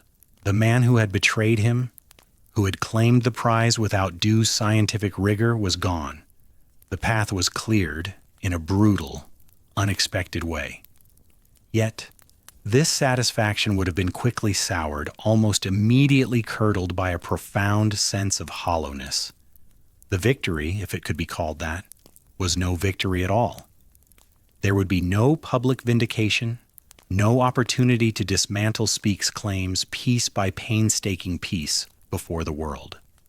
The grand stage was empty, the audience dismissed, and the arguments he had so meticulously crafted would remain unspoken, unheard in the public arena. And then, the guilt.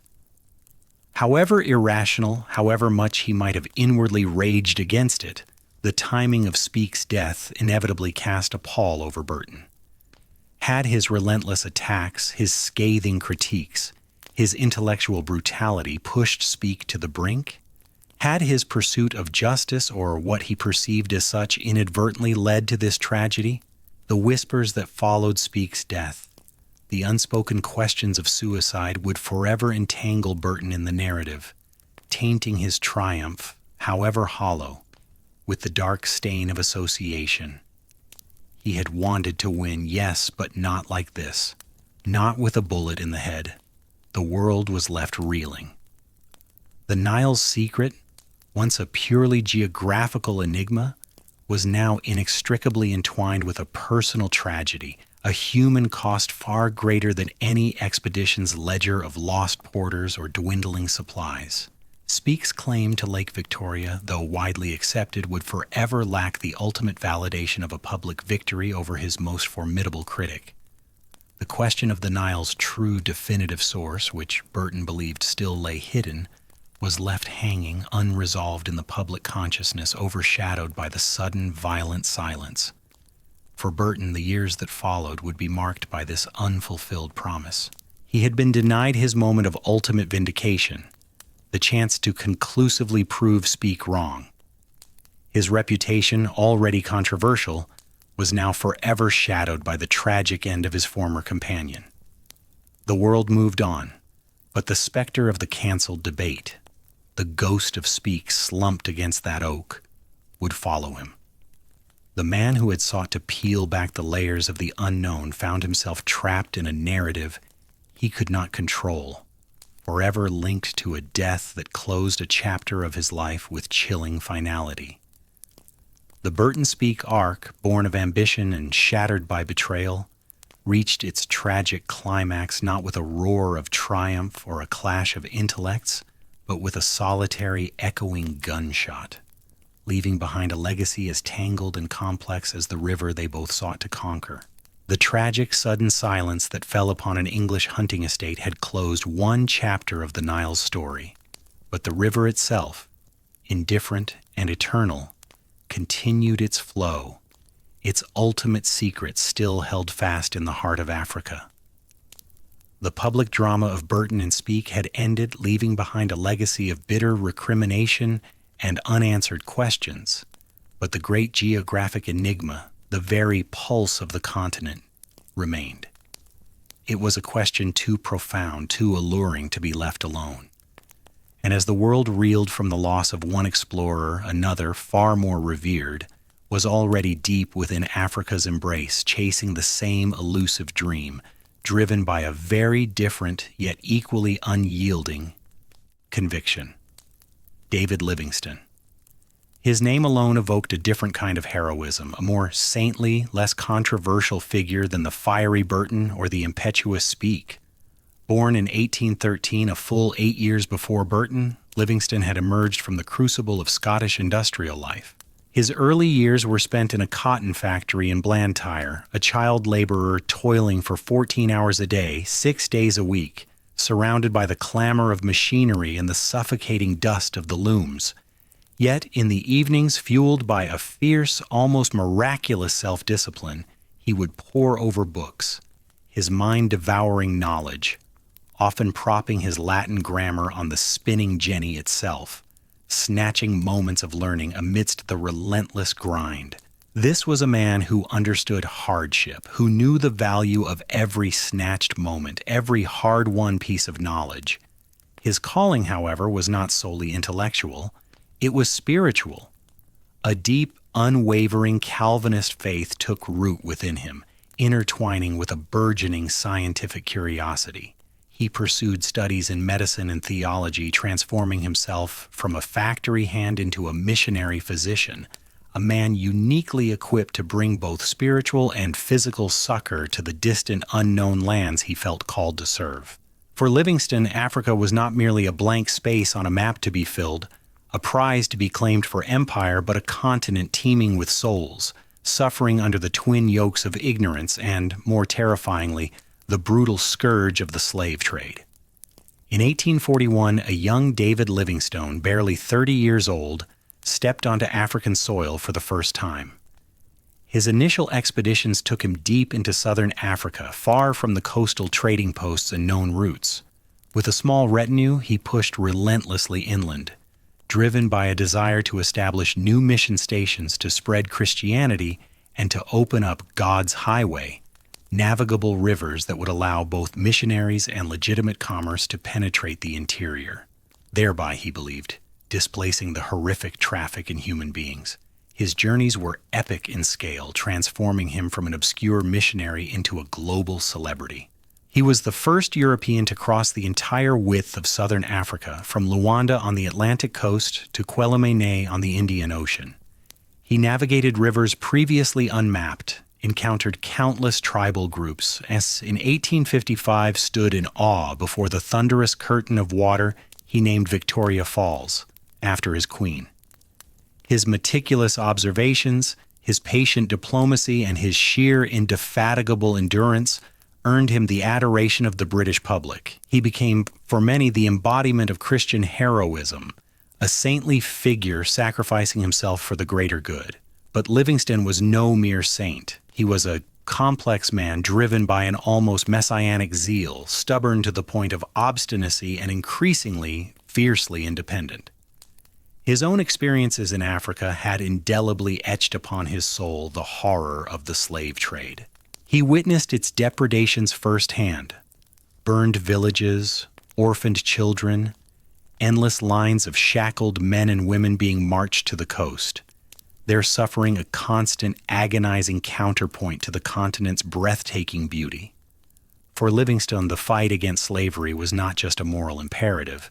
It became the central, consuming purpose of his life, inextricably linked with his mission to spread Christianity and commerce.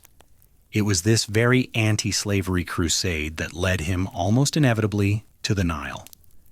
He reasoned that if he could find the source of the great river, if he could map its upper reaches, he could open up the interior to legitimate trade and missionary influence, cutting off the arteries of the slave trade at their very heart. For Livingstone, the Nile's source was not a matter of scientific bragging rights or imperial glory, but a strategic objective, a key to unlocking Africa's potential and liberating its people. He was convinced that the true source lay deeper than any had yet reached, perhaps in the vast drainage basin of Lake Tanganyika, or even further west, a great river system feeding the Nile from unknown highlands.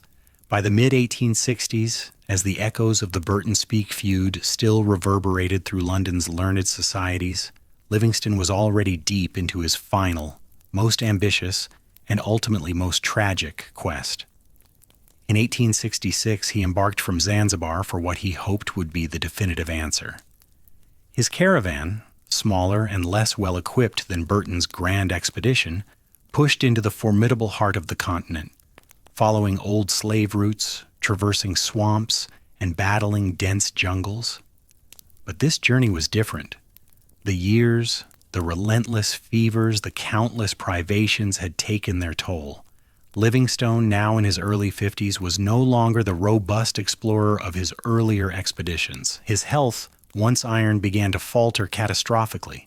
He suffered from severe dysentery, debilitating fevers that left him weak and delirious, and ulcers that ravaged his feet, leaving him barely able to walk. His once meticulous journals, filled with observations on flora, fauna, and local customs, now bore the increasing marks of his suffering. Entries became sparser, more desperate, reflecting a mind increasingly consumed by pain and exhaustion. Supplies, too, became a perennial problem. His porters, often recruited from unreliable sources, frequently deserted, taking with them precious trade goods, medicines, and scientific instruments. The slave trade, which he sought to eradicate, ironically became his constant companion, and sometimes his only means of transport, forcing him to rely on Arab traders whose practices he abhorred. His isolation grew profound. Weeks turned into months, months into years, without contact with the outside world. He was a solitary white figure, a ghost moving through the vast, indifferent landscape, accompanied only by a dwindling band of loyal African companions who, even in the face of immense hardship, remained steadfast. Among them, two names would echo through history, Susie and Chuma, whose unwavering devotion would become legendary. He traversed the southern end of Lake Tanganyika, convinced it was part of a great river system that fed the Nile. He explored the Lualaba River to the west, believing it to be the Upper Nile, only to be frustrated by its northward flow and the impassable rapids that blocked his path. Each new discovery brought a fleeting surge of hope, only to be followed by another crushing disappointment, another dead end in the labyrinthine waterways of Central Africa. His theories grew increasingly intricate, almost desperate, as he tried to reconcile the conflicting reports and the challenging geography. He clung to the idea of a network of lakes and rivers, a vast hydrological system that would ultimately feed the ancient river. The outside world, meanwhile, watched and waited. Initial reports from his expedition had been sparse, then ceased altogether. The last official word from Livingstone had been in 1869, a letter recounting his exploration of Lake Bangweulu. After that, nothing. A profound, unsettling silence descended from the African interior, swallowing the revered explorer whole. Speculation mounted. Had he succumbed to disease? Had he been killed by hostile tribes? Or was he simply lost, a lone, exhausted figure wandering deeper and deeper into the unknown, chasing a phantom river? The silence grew louder, more ominous with each passing month. In the drawing rooms of London, the Royal Geographical Society, ever the arbiter of exploration, grew increasingly concerned. Public anxiety swelled into a clamor for action. The great doctor, Livingstone, the moral compass of Victorian exploration, had vanished.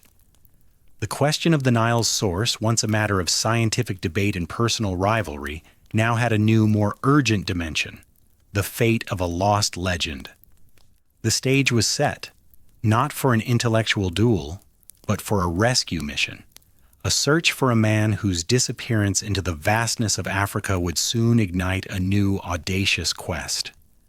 A different kind of explorer, driven by a different kind of ambition, would soon rise to the challenge, setting his sights on finding the man who had become a symbol of Africa itself. That man was Henry Morton Stanley.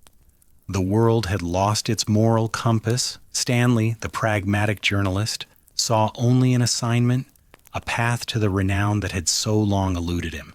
He had been given his marching orders from James Gordon Bennett Jr. with the blunt clarity of a telegraph: find Livingstone. And Stanley, a man who understood the language of results, would do precisely that. His preparations were not those of a scientific expedition, nor a spiritual pilgrimage, but of a military campaign. He had no time for the genteel debates of the Royal Geographical Society, no patience for the delicate negotiations that had so often bogged down his predecessors. Stanley was a force of nature, a man driven by an almost violent need to prove himself, to carve his name onto the map of history, and he would let nothing stand in his way. He spared no expense, drawing freely from the seemingly bottomless coffers of the New York Herald. He assembled a colossal caravan, far larger and more heavily armed than anything Burton or Speke had commanded. It was not merely an expedition. It was a moving fortress, a statement of intent. From Zanzibar in March of 1871, Stanley launched his mission. His column stretched for miles, a sinuous ribbon of ambition snaking across the sun-baked plains. 300 men, armed with state-of-the-art Remington rifles, carried everything imaginable: bolts of cloth, coils of brass wire, hundreds of pounds of trade beads, scientific instruments, provisions for years, and even a sectional boat destined for the great inland lakes. There were porters, guides, soldiers, and a small retinue of European companions, a motley crew, many of whom would soon succumb to the unforgiving interior or to Stanley's unyielding discipline. His personal baggage included fine wines and tins of gourmet food, a stark contrast to Livingstone's threadbare existence, a defiant assertion of European superiority against the encroaching wilderness. The initial days were a familiar, brutal initiation into the African interior. The suffocating humidity of the coastal plains gave way to the relentless, dry heat of the plateau. Malaria, that insidious thief of strength and sanity, stalked the caravan from the outset, felling men with chilling regularity. Dysentery, with its agonizing grip, soon followed, reducing robust men to shivering, emaciated shadows. But Stanley pushed on, a man possessed. His own body, though not immune to the fevers, seemed to possess a boundless reservoir of resilience, fueled by a will of iron. He drove his men with a severity that bordered on cruelty, understanding that in this land of indifference, hesitation meant death, and mercy often was a luxury. Where Burton had sought to understand, to document, to engage with the myriad cultures of the interior, Stanley sought only passage. His mission was singular, his focus absolute: find Livingstone. If local chiefs demanded exorbitant tolls, Stanley would negotiate, but with a barely concealed threat. If diplomacy failed, he would not hesitate to resort to force. The narratives of clashing violently with indigenous communities were not exaggerations. His journals, later published, spoke with chilling candor of skirmishes, of villages put to the torch, of shots fired to clear a path. He was not a conqueror, not yet, but he moved with the unyielding purpose of one. He viewed the African landscape, and often its people, as obstacles to be overcome, impediments to his ultimate goal. His leadership was undeniably effective. Forged in the crucible of his own hardscrabble past, he instilled a discipline that was both admired and feared. Desertion, a constant plague for earlier expeditions, was met with swift, brutal punishment. Floggings were common, their crack echoing through the camps, a stark reminder of the cost of insubordination. He was a master of logistics, overseeing every detail, ensuring that water was found, camps were secured, and the immense quantities of trade goods were meticulously accounted for. He learned from the mistakes of those who had come before him, perfecting the art of survival in the wilderness, but always with an eye toward efficiency, toward progress, toward the completion of his task.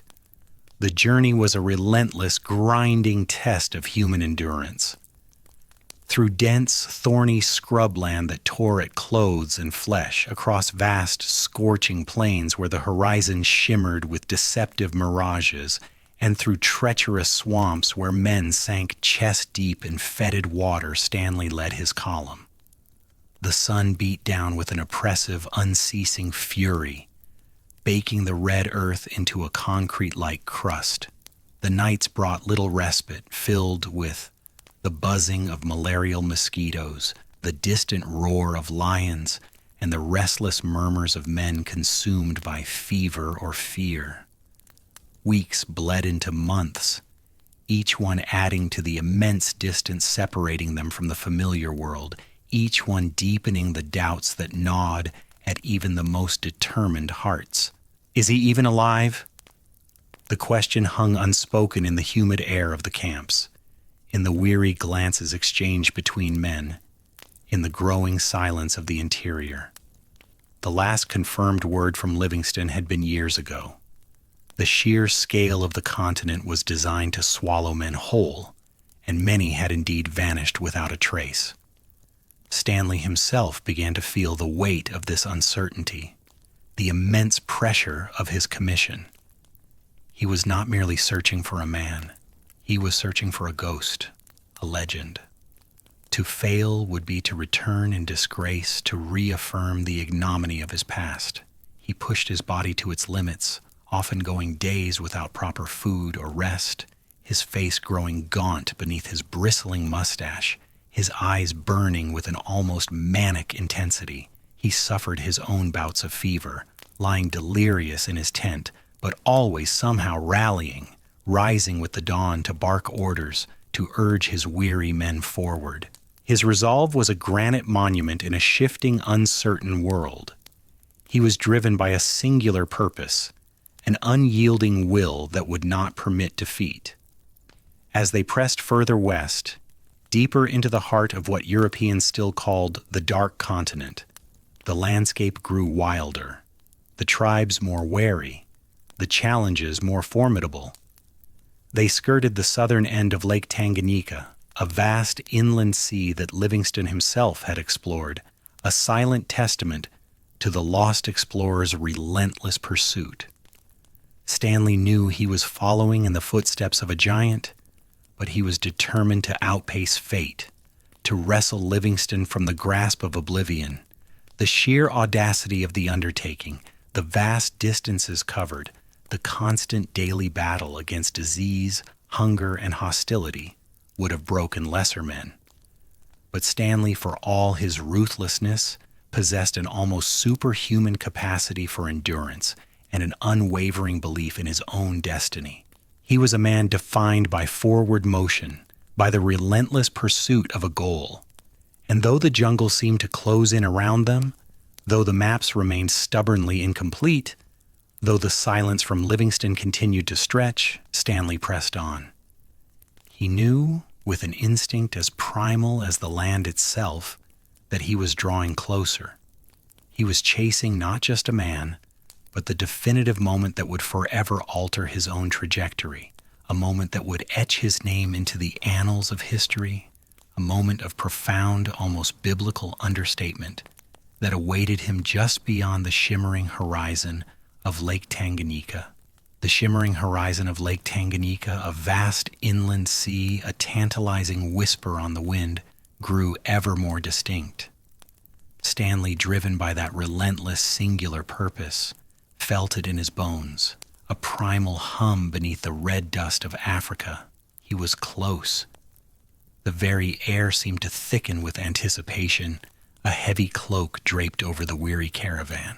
Each step now was a testament to sheer willpower, each day a battle against the gnawing doubt that still sought to undermine his iron resolve. He pushed his men harder, his voice, though hoarse from shouting commands and battling fever, still carried the force of an unyielding will. The porters, their faces etched with exhaustion and resignation, looked to him, this strange, driven white man who seemed impervious to the very forces that consumed others. They had seen men break, crumble, and vanish. But Stanley, he simply did not stop. He was a force of nature, a human battering ram against the continent's indifference. They had skirted the southern end of the Great Lake, a journey in itself, and now turned north, following its eastern shore. The terrain, though still challenging, began to show signs of habitation. Small villages appearing with greater frequency, their smoke curling lazily into the vast sky. The whispers began, carried on the wind from one settlement to the next. Tales of a white man, an old Mzungu, living in Ujiji, a prominent trading post on the lake's eastern shore. A thrill, cold and sharp, shot through Stanley's veins. Could it be? After all this, after the months of grinding hardship, the battles, the fevers, the deaths, could the ghost finally take form? On November 10th, 1871, the sun, a relentless orb in the cerulean sky, beat down upon the final stretch of their journey. The caravan, now a shadow of its former self, yet still formidable, began its descent towards Ujiji. The air, heavy with the scent of wood smoke and the rich, earthy tang of the lake, stirred with a newfound excitement. Stanley, despite his own gaunt frame and the tattered remnants of his expedition gear, had chosen this moment for a final, defiant act of presentation. He had dressed with meticulous care, donning his finest suit, a clean shirt, and his pith helmet polished to a gleam. He had even, with a meticulous attention to detail that bordered on the obsessive, ordered his porters to don their freshest trade cloth and to fire their rifles in a celebratory volley as they approached. It was to be an entrance, not merely an arrival.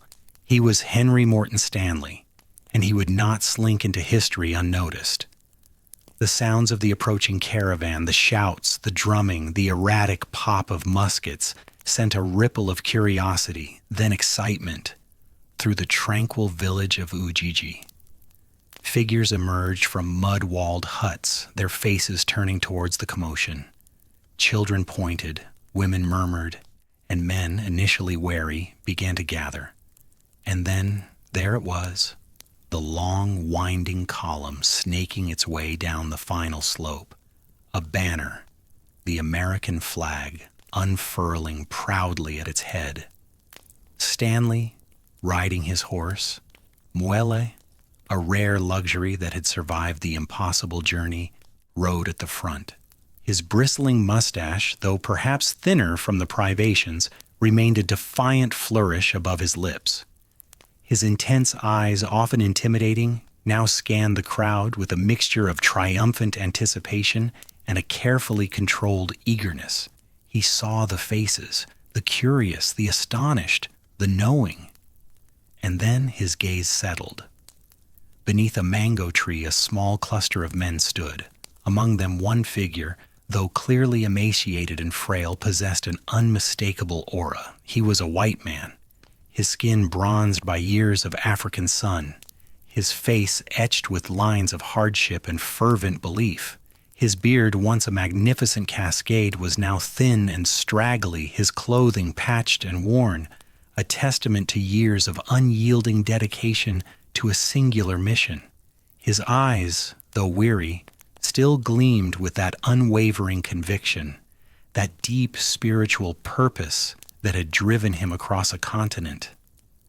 David Livingstone. Stanley dismounted, his movements precise despite the tremor in his legs. The crowd parted, a hush falling over the village, broken only by the lapping of the lake against the shore. The two men stood, separated by a mere few yards, two titans of exploration, one having pursued a legend, the other having become one. The air crackled with the weight of unspoken history, of countless miles, of unimaginable suffering, of a world's breathless anticipation. Stanley, ever the pragmatist, the man of action, walked forward, his hand extended. He had rehearsed this moment, imagined it countless times, yet in its reality it was simpler, more profound than any grand pronouncement. He spoke, his voice clear, cutting through the silence, a carefully crafted understatement that would reverberate through the ages, forever etched into the collective memory of human endeavor. "Dr. Livingston, I presume?" The old missionary, a faint smile touching his lips, grasped Stanley's outstretched hand. "Yes," he replied, his voice thin but firm, "and I feel thankful that I am here to welcome you." In that exchange, so brief, so seemingly casual, lay the culmination of years of relentless pursuit, of a continent traversed, of a world's question finally answered. Livingston, the lost prophet of the interior, had been found.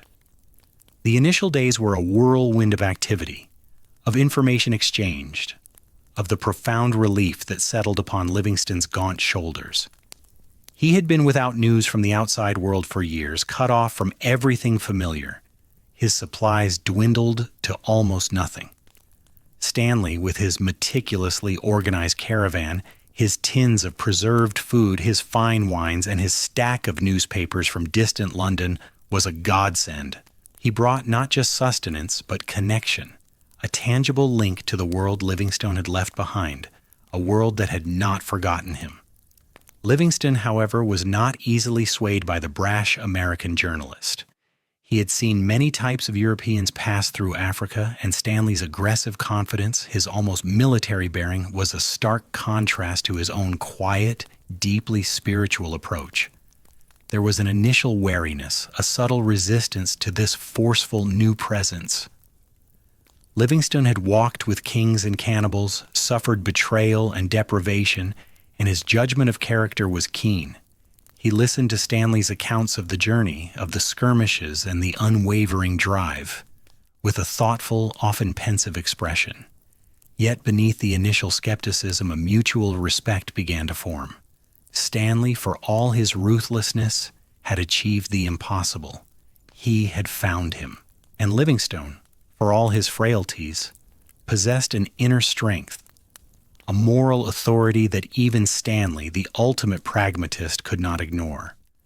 As the days turned into weeks, the two men settled into an unlikely friendship. They spent hours under the mango tree, or in Livingstone's simple hut, poring over maps, journals, and astronomical observations. Stanley, the skilled reporter, listened intently, meticulously recording Livingstone's accounts of his journeys, his theories, his observations on the slave trade, and his unwavering belief in the potential of Africa. He was captivated by Livingstone's deep knowledge of the continent, his mastery of local languages, and his profound understanding of its people. This was not the same kind of intellectual fire that burned in Burton, but a quieter, deeper, more humane flame. Livingstone, in turn, found a kindred spirit in Stanley's sheer tenacity, his unyielding will. He recognized a man who, despite a very different set of motivations, shared his own capacity for endurance. He saw in Stanley a younger, stronger version of himself, a man capable of navigating the impossible. He shared his life's work, his painstaking charts, his astronomical readings, his meticulous notes on flora and fauna, and, most importantly, his theories regarding the true source of the Nile.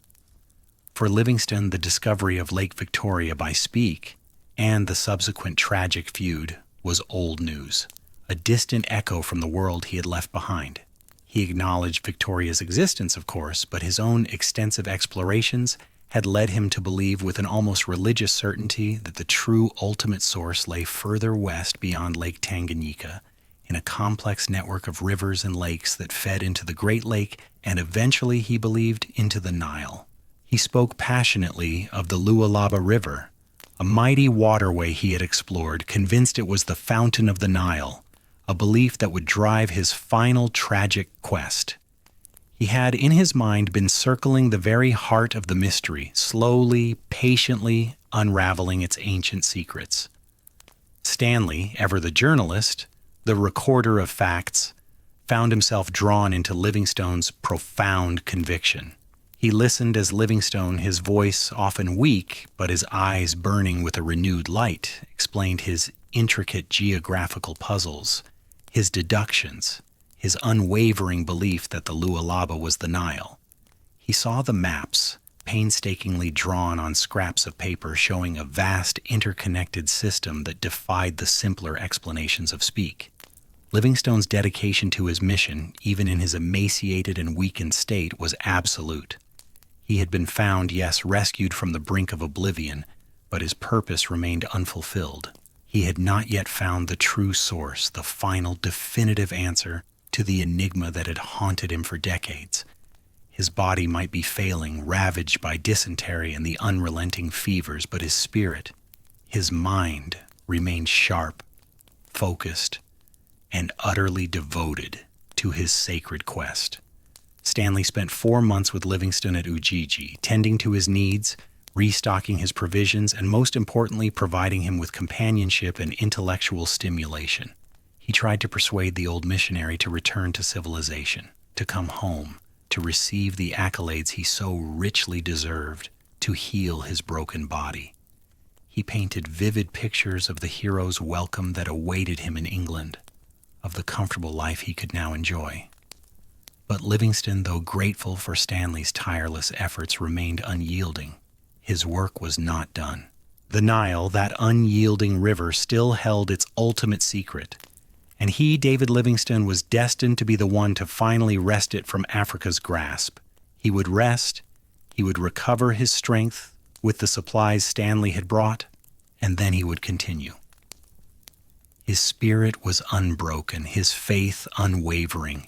He had been found, yes, but he had not been defeated. He still had miles to walk, rivers to trace, and a continent to understand. The heart of Africa still held its profound mysteries, and Livingstone, with a quiet but fierce determination, intended to pursue them to his very last breath. Stanley, witnessing this unshakable resolve, understood that some quests once begun could only end in triumph or in death. And for David Livingstone, the source of the Nile was not just a geographical point, it was the very essence of his life's purpose, a sacred mission that transcended all personal comfort, all considerations of safety, all appeals to return. He would follow the river wherever it led until he could follow it no more. Stanley, for all his journalistic pragmatism, was a man who recognized an obsession when he saw one. He had chased his own demons across a continent, driven by a relentless need for validation. And now he stood before a man whose drive was of an entirely different, more profound order. Livingstone, though grateful for the fresh supplies and the invaluable companionship, met every entreaty to return home with the same quiet, unyielding resolve. His purpose, he explained, was not merely to be found, but to finish. The Lualaba, he was convinced, was the Nile's true headwater, and he would not rest until he had traced it to its ultimate, undeniable source. So it was that in March of 1872, after 4 months of vital recuperation and profound conversation, Henry Morton Stanley reluctantly departed Ujiji, leaving Livingstone once again to the vast, indifferent embrace of Africa. Stanley went one way, back to the accolades and the fervent public interest, carrying with him the incredible story of his find and Livingstone's meticulously kept journals. Livingstone, meanwhile, turned southwest, a small, loyal retinue by his side, ready to plunge back into the wilderness, his gaze fixed on the elusive Lualaba. He was no longer the robust, pioneering missionary of his youth. The relentless fevers, the gnawing dysentery, the years of deprivation had taken their toll, carving a gaunt, almost spectral figure out of the once formidable explorer. Yet the light in his eyes, the unwavering fire of his spiritual conviction, remained undimmed. His final expedition was a slow, agonizing crawl through the swamps and forests of what is now Zambia. Each step was an act of profound will, each breath a struggle against the encroaching tide of illness. His journals, once filled with precise observations and detailed maps, began to reflect the deterioration of his body and mind. Entries became shorter, shakier, interspersed with prayers and reflections on mortality. He pressed on, driven by the belief that God had chosen him for this sacred task, that the eradication of the slave trade and the discovery of the Nile's source were intertwined, a dual mission that only he could complete. His loyal companions, Susie and Chuma, two men who had served him for years, witnessed the relentless decline. They were more than porters. They were his protectors, his nurses, his confidants, and, in these last months, his very lifeline. They watched as his strength ebbed, as his sight grew dim, as his once steady hands trembled with the effort of lifting a pen. He often had to be carried, slung in a hammock between two poles, his emaciated body swaying precariously through dense undergrowth and across swollen rivers. The fevers came with increasing frequency, each one leaving him weaker, his mind occasionally drifting into a haze of delirium, where visions of home, of his lost wife Mary, and of the elusive Lualaba mingled in a feverish tapestry. By April of 1873, the journey had become an unbearable torment. Livingstone was spitting blood, his legs swollen and ulcerated, his body racked by violent tremors. He could no longer walk, could barely speak above a whisper. His last entries in his journal were a testament to his enduring faith and his profound exhaustion. "Oh, how I long to be home," he wrote, "and free from this incessant pain." Yet even then the quest for the Nile's source was not forgotten. He spoke of the Lualaba, his fountain, with a fading intensity, still convinced it held the key.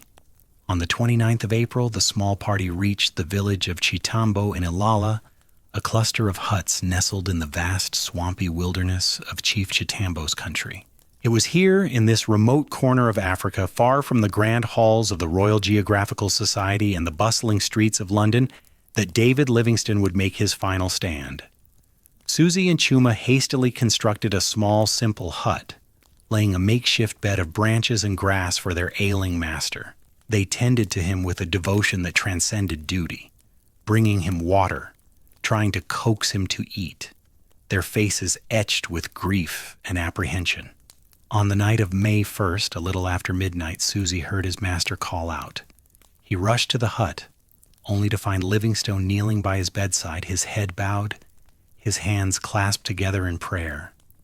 It was a posture of profound humility, of surrender to a higher power, a final communion with the God he had served so faithfully.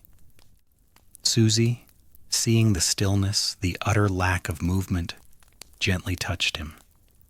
David Livingstone was gone. He had died as he had lived, on his knees, in the heart of Africa, his mission unfinished, but his spirit at peace. The small group of African followers was devastated. Their beloved old master was dead, but their devotion did not end with his last breath. They knew that Livingstone had longed to return to England, and they understood the immense importance of his journals and his maps. What followed was an act of loyalty and courage that stands as one of the most extraordinary tributes in the history of exploration. Susie and Chuma, with the help of others, carefully embalmed Livingstone's body. They removed his internal organs, dried the remains in the sun for 14 days, and then meticulously wrapped them in calico and bark, creating a bundle that resembled a bale of trade goods. They placed this precious cargo into a large cylinder of bark, which was then covered with sailcloth and lashed to a pole. This was not merely a body, it was a sacred trust, a symbol of their master's legacy and a testament to their unwavering commitment.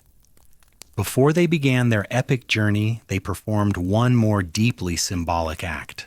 They buried Livingstone's heart beneath a mvula tree near the hut where he had died, marking the spot with a simple inscription. His body, they reasoned, belonged to his homeland, but his heart, his very essence, belonged to Africa, the continent he had loved, suffered for, and ultimately given his life to. Then, with the embalmed body of David Livingstone, his precious journals, and his instruments, Susie and Chuma began their impossible trek. For 9 long months, they carried him for over 1,000 miles through hostile territories, across treacherous rivers, and over unforgiving mountains. They faced suspicion, tribal conflicts, and the constant threat of disease and starvation. At every turn, they shielded their precious cargo, fabricating stories about a dead chief or a valuable bale of cloth, ensuring that no one would know the true identity of the burden they bore. Their determination was absolute, their resolve unshakable, driven by a profound respect and love for the man who had treated them not as mere servants, but as companions. Finally, in February 1874, the small, ragged caravan arrived at Bagamoyo on the East African coast. Here they delivered their sacred charge to the British consul, fulfilling their solemn promise. From there, Livingstone's body began its long journey home. It was transported by ship to Zanzibar, then to Aden, and finally, after a voyage of several months, it arrived in England, a nation already in mourning for its lost hero. The return of Livingstone's body sparked an outpouring of national grief and reverence. On April 18, 1874, David Livingstone was laid to rest in Westminster Abbey, the venerable shrine of British heroes among kings and poets, scientists and statesmen. Thousands lined the streets, paying their respects as his coffin, draped in the Union Jack, was carried through the heart of London. The service was attended by the great and the good, a solemn tribute to a man whose life had become a legend. The marble slab marking his grave bore a simple inscription, acknowledging his fervent belief in the eradication of the slave trade and his tireless quest for the Nile's source. But while his body lay entombed in the hallowed ground of England's most sacred abbey, his heart, as Susie and Chuma had ensured, remained in Africa. It was a poignant, powerful symbol of his enduring connection to the continent he had sought to understand, to heal, and to open to the world. He had not found the ultimate source of the Nile. That particular honor would ultimately fall to others, confirming Speke's earlier deductions, but his quest had achieved something far greater. He had illuminated the hidden corners of a continent, fought valiantly against the horrors of slavery, and, through his life and his death, inspired generations. The unyielding river, in its long, circuitous journey, had claimed another life, but in doing so, it had forged an immortal legacy. The solemn toll of Westminster Abbey's bells faded, leaving behind a silence that stretched across an empire. David Livingstone, the missionary explorer, had found his final resting place, his legend cemented, his heart forever beating beneath African soil. But the grand narrative of exploration, the relentless chase for the unknown, was far from over. It merely shifted its focus, acquiring new architects, new ambitions, and a chillingly pragmatic ruthlessness. Henry Morton Stanley, the man who had found Livingstone, returned to England not as a humble journalist, but as a global phenomenon. His book, How I Found Livingstone, became an instant sensation, his lectures packed to overflowing. He was no longer John Rowlands, the Welsh orphan, but Henry Morton Stanley, the indomitable American hero, a living embodiment of Victorian courage and enterprise. He reveled in the adoration, the public acclaim washing away the indignities of his past, validating his every calculated risk. Yet beneath the veneer of triumph, the man remained driven by an insatiable need for recognition, ever wary of the fleeting nature of fame. The Royal Geographical Society, ever the arbiter of such matters, had initially viewed Stanley with suspicion, a mere journalist poaching on the sacred ground of scientific discovery. But his irrefutable success, the sheer audacity of his achievement, forced their hand. He was granted their highest honors, his path now firmly laid in the annals of exploration. He had found Livingstone, yes, but more importantly, he had found himself, a man capable of colossal feats, a master of organization, an iron-willed leader who knew how to command, how to survive, and crucially, how to get things done. But Stanley was not content to rest on his laurels. The blank spaces on the map still beckoned, and the whispers of the Lualaba, the great river that had tormented Livingstone to his last breath, now seized Stanley's imagination. He harbored no illusions of missionary zeal or humanitarian crusade. His was a quest for geographical conquest, for the ultimate mapping of Africa's interior, and for the personal glory that would forever silence the ghosts of his humble origins. In 1874, the same year Livingstone was interred, Stanley embarked on his most ambitious expedition yet, a 3-year odyssey across the heart of the continent. This was no mere search and rescue mission.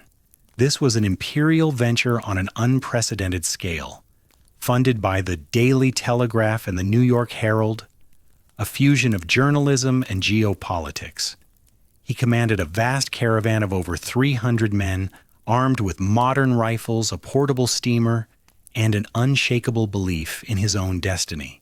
His mission: to circumnavigate Lake Victoria, settle the lingering questions about its outflow, and then, most crucially, to follow the enigmatic Lualaba to its ultimate destination, wherever it might lead. His circumnavigation of Lake Victoria confirmed Speke's original intuitive deduction. It was indeed a vast inland sea, its waters flowing north, unmistakably the great reservoir of the White Nile. Speke, who had died tragically before his claim could be definitively proven, was posthumously vindicated, his name forever linked to the Nile's true source. But Stanley's journey was just beginning. The Lualaba awaited, a river of immense power flowing west then north, a defiant challenge to every previous theory, a hydrological enigma waiting to be solved. What followed was a descent into an almost unimaginable hell. Stanley and his men navigated the Lualaba, which soon became the Congo, through hundreds of miles of treacherous rapids, dense jungle, and relentless attacks from hostile tribes who viewed their heavily armed flotilla as an invasion. The river itself was a monstrous adversary, a churning, boiling cauldron of water, rocks, and unseen dangers. Men died by the dozen dinar, from disease, from starvation, from drowning in the rapids, from the spears and poisoned arrows of the river tribes. Stanley, though he lost all but a fraction of his original force, pressed on with a brutal, unyielding resolve. His methods were often merciless, his punishment swift and severe, his determination absolute. He would carve his way through the continent come what may. Finally, after 999 days, having traversed the entire breadth of Africa from the Indian Ocean to the Atlantic, Stanley emerged, a gaunt, scarred but triumphant figure. He had charted the entire course of the Congo River, proving it to be one of the world's greatest waterways, a colossal artery pumping through the heart of a continent. It was a feat of unparalleled exploration, a testament to human endurance, and a definitive end to the geographical great problem that had captivated generations. The Nile's source was settled, the Congo's course revealed, and the last great blanks on the map of Central Africa were filled. But the price of these discoveries, the cost of this insatiable ambition, was staggeringly high, far beyond the lives lost in the rapids or the jungles. Stanley's epic journey, his very success, was quickly seized upon by another ambitious figure, King Leopold II of Belgium. Leopold, a monarch with an insatiable hunger for personal wealth and imperial power, saw in Stanley's maps and his tales of vast, resource-rich lands an opportunity for unfathomable exploitation. He commissioned Stanley to return to the Congo not as an explorer for science or empire, but as an agent of his personal dominion. And so the pursuit of knowledge, the heroic tales of discovery that had captured the Victorian imagination, began to morph into something far more sinister. Stanley, the pragmatist, The man who knew how to get things done became the instrument of a brutal new era. Under Leopold's banner, he established trading stations, built roads, and carved out a vast personal empire in the Congo, ostensibly for philanthropic purposes, but in reality, for ruthless extraction of rubber and ivory. The opening of Africa, once envisioned by Livingstone as a path to Christianity and commerce that would end the slave trade, became, in Stanley's hands and Leopold's vision, an open wound, a gateway to unimaginable suffering.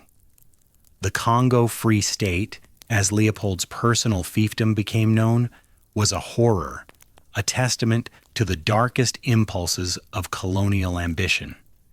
The indigenous populations were enslaved, mutilated, and murdered on an industrial scale to meet impossible quotas, their lives crushed under the heel of European progress. Stanley, though not solely responsible for these atrocities, had laid the foundation. His expeditions demonstrating how the continent could be subdued, its resources plundered, and its people exploited. The relentless pursuit of the unyielding river of the blank spaces on the map had led directly to an unyielding river of blood forever staining the legacy of exploration. And what of the men who began this epic chase? Richard Burton, the brilliant, complex polymath, lived out his days largely in bitterness, his reputation never fully recovering from the Speke feud, his vast intellect often overshadowed by his controversies. He continued to write, to translate, to travel, forever a formidable, if frustrated genius, a man ahead of his time, yet tragically unable to secure the recognition he so desperately craved for his Nile discovery. Speke, the ambitious junior officer, received his posthumous vindication, but his life ended in a sudden, violent mystery, leaving his triumph forever tinged with tragedy and the unanswered questions of his final moments. Livingstone, the moral compass, died still on his knees, his humanitarian vision a stark contrast to the unfolding colonial nightmare. The search for the Nile's source, for all its scientific triumph, for all the maps it filled, ultimately revealed less about geography and more about humanity itself. It laid bare the intoxicating power of ambition, the fragility of friendship under extreme pressure, the courage and depravity of the human spirit. It was a story of men driven by national pride, by personal demons, by a yearning for glory that transcended all hardship, all suffering, all ethical boundaries. The river, that ancient, unyielding enigma, had been charted. Its secret wrested from the heart of Africa at immense cost. But in revealing its source, these explorers, wittingly or unwittingly, had opened a floodgate. They had shown the world not just the hidden beauty and vastness of a continent, but also its vulnerability, paving the way for the scramble for Africa, for an era of rapacious exploitation that would leave scars for generations. The legacy of the Victorian age in Africa remains a complex tapestry of scientific advancement and brutal oppression, of genuine curiosity and devastating exploitation. The waters of Lake Victoria still flow north, joining the Blue Nile to form the mighty river that gives life to Egypt. But the currents of history once set in motion by these remarkable, flawed men continue to flow, reminding us that every discovery has a price, and that the unyielding river of human ambition can carve paths through lands and lives, leaving behind both wonder and profound regret. The story of the Nile's source is one of immense human cost. What part of this epic journey resonated with you most? Let us know in the comments, and don't forget to like this video and subscribe to Michael's Expeditions for more historical adventures.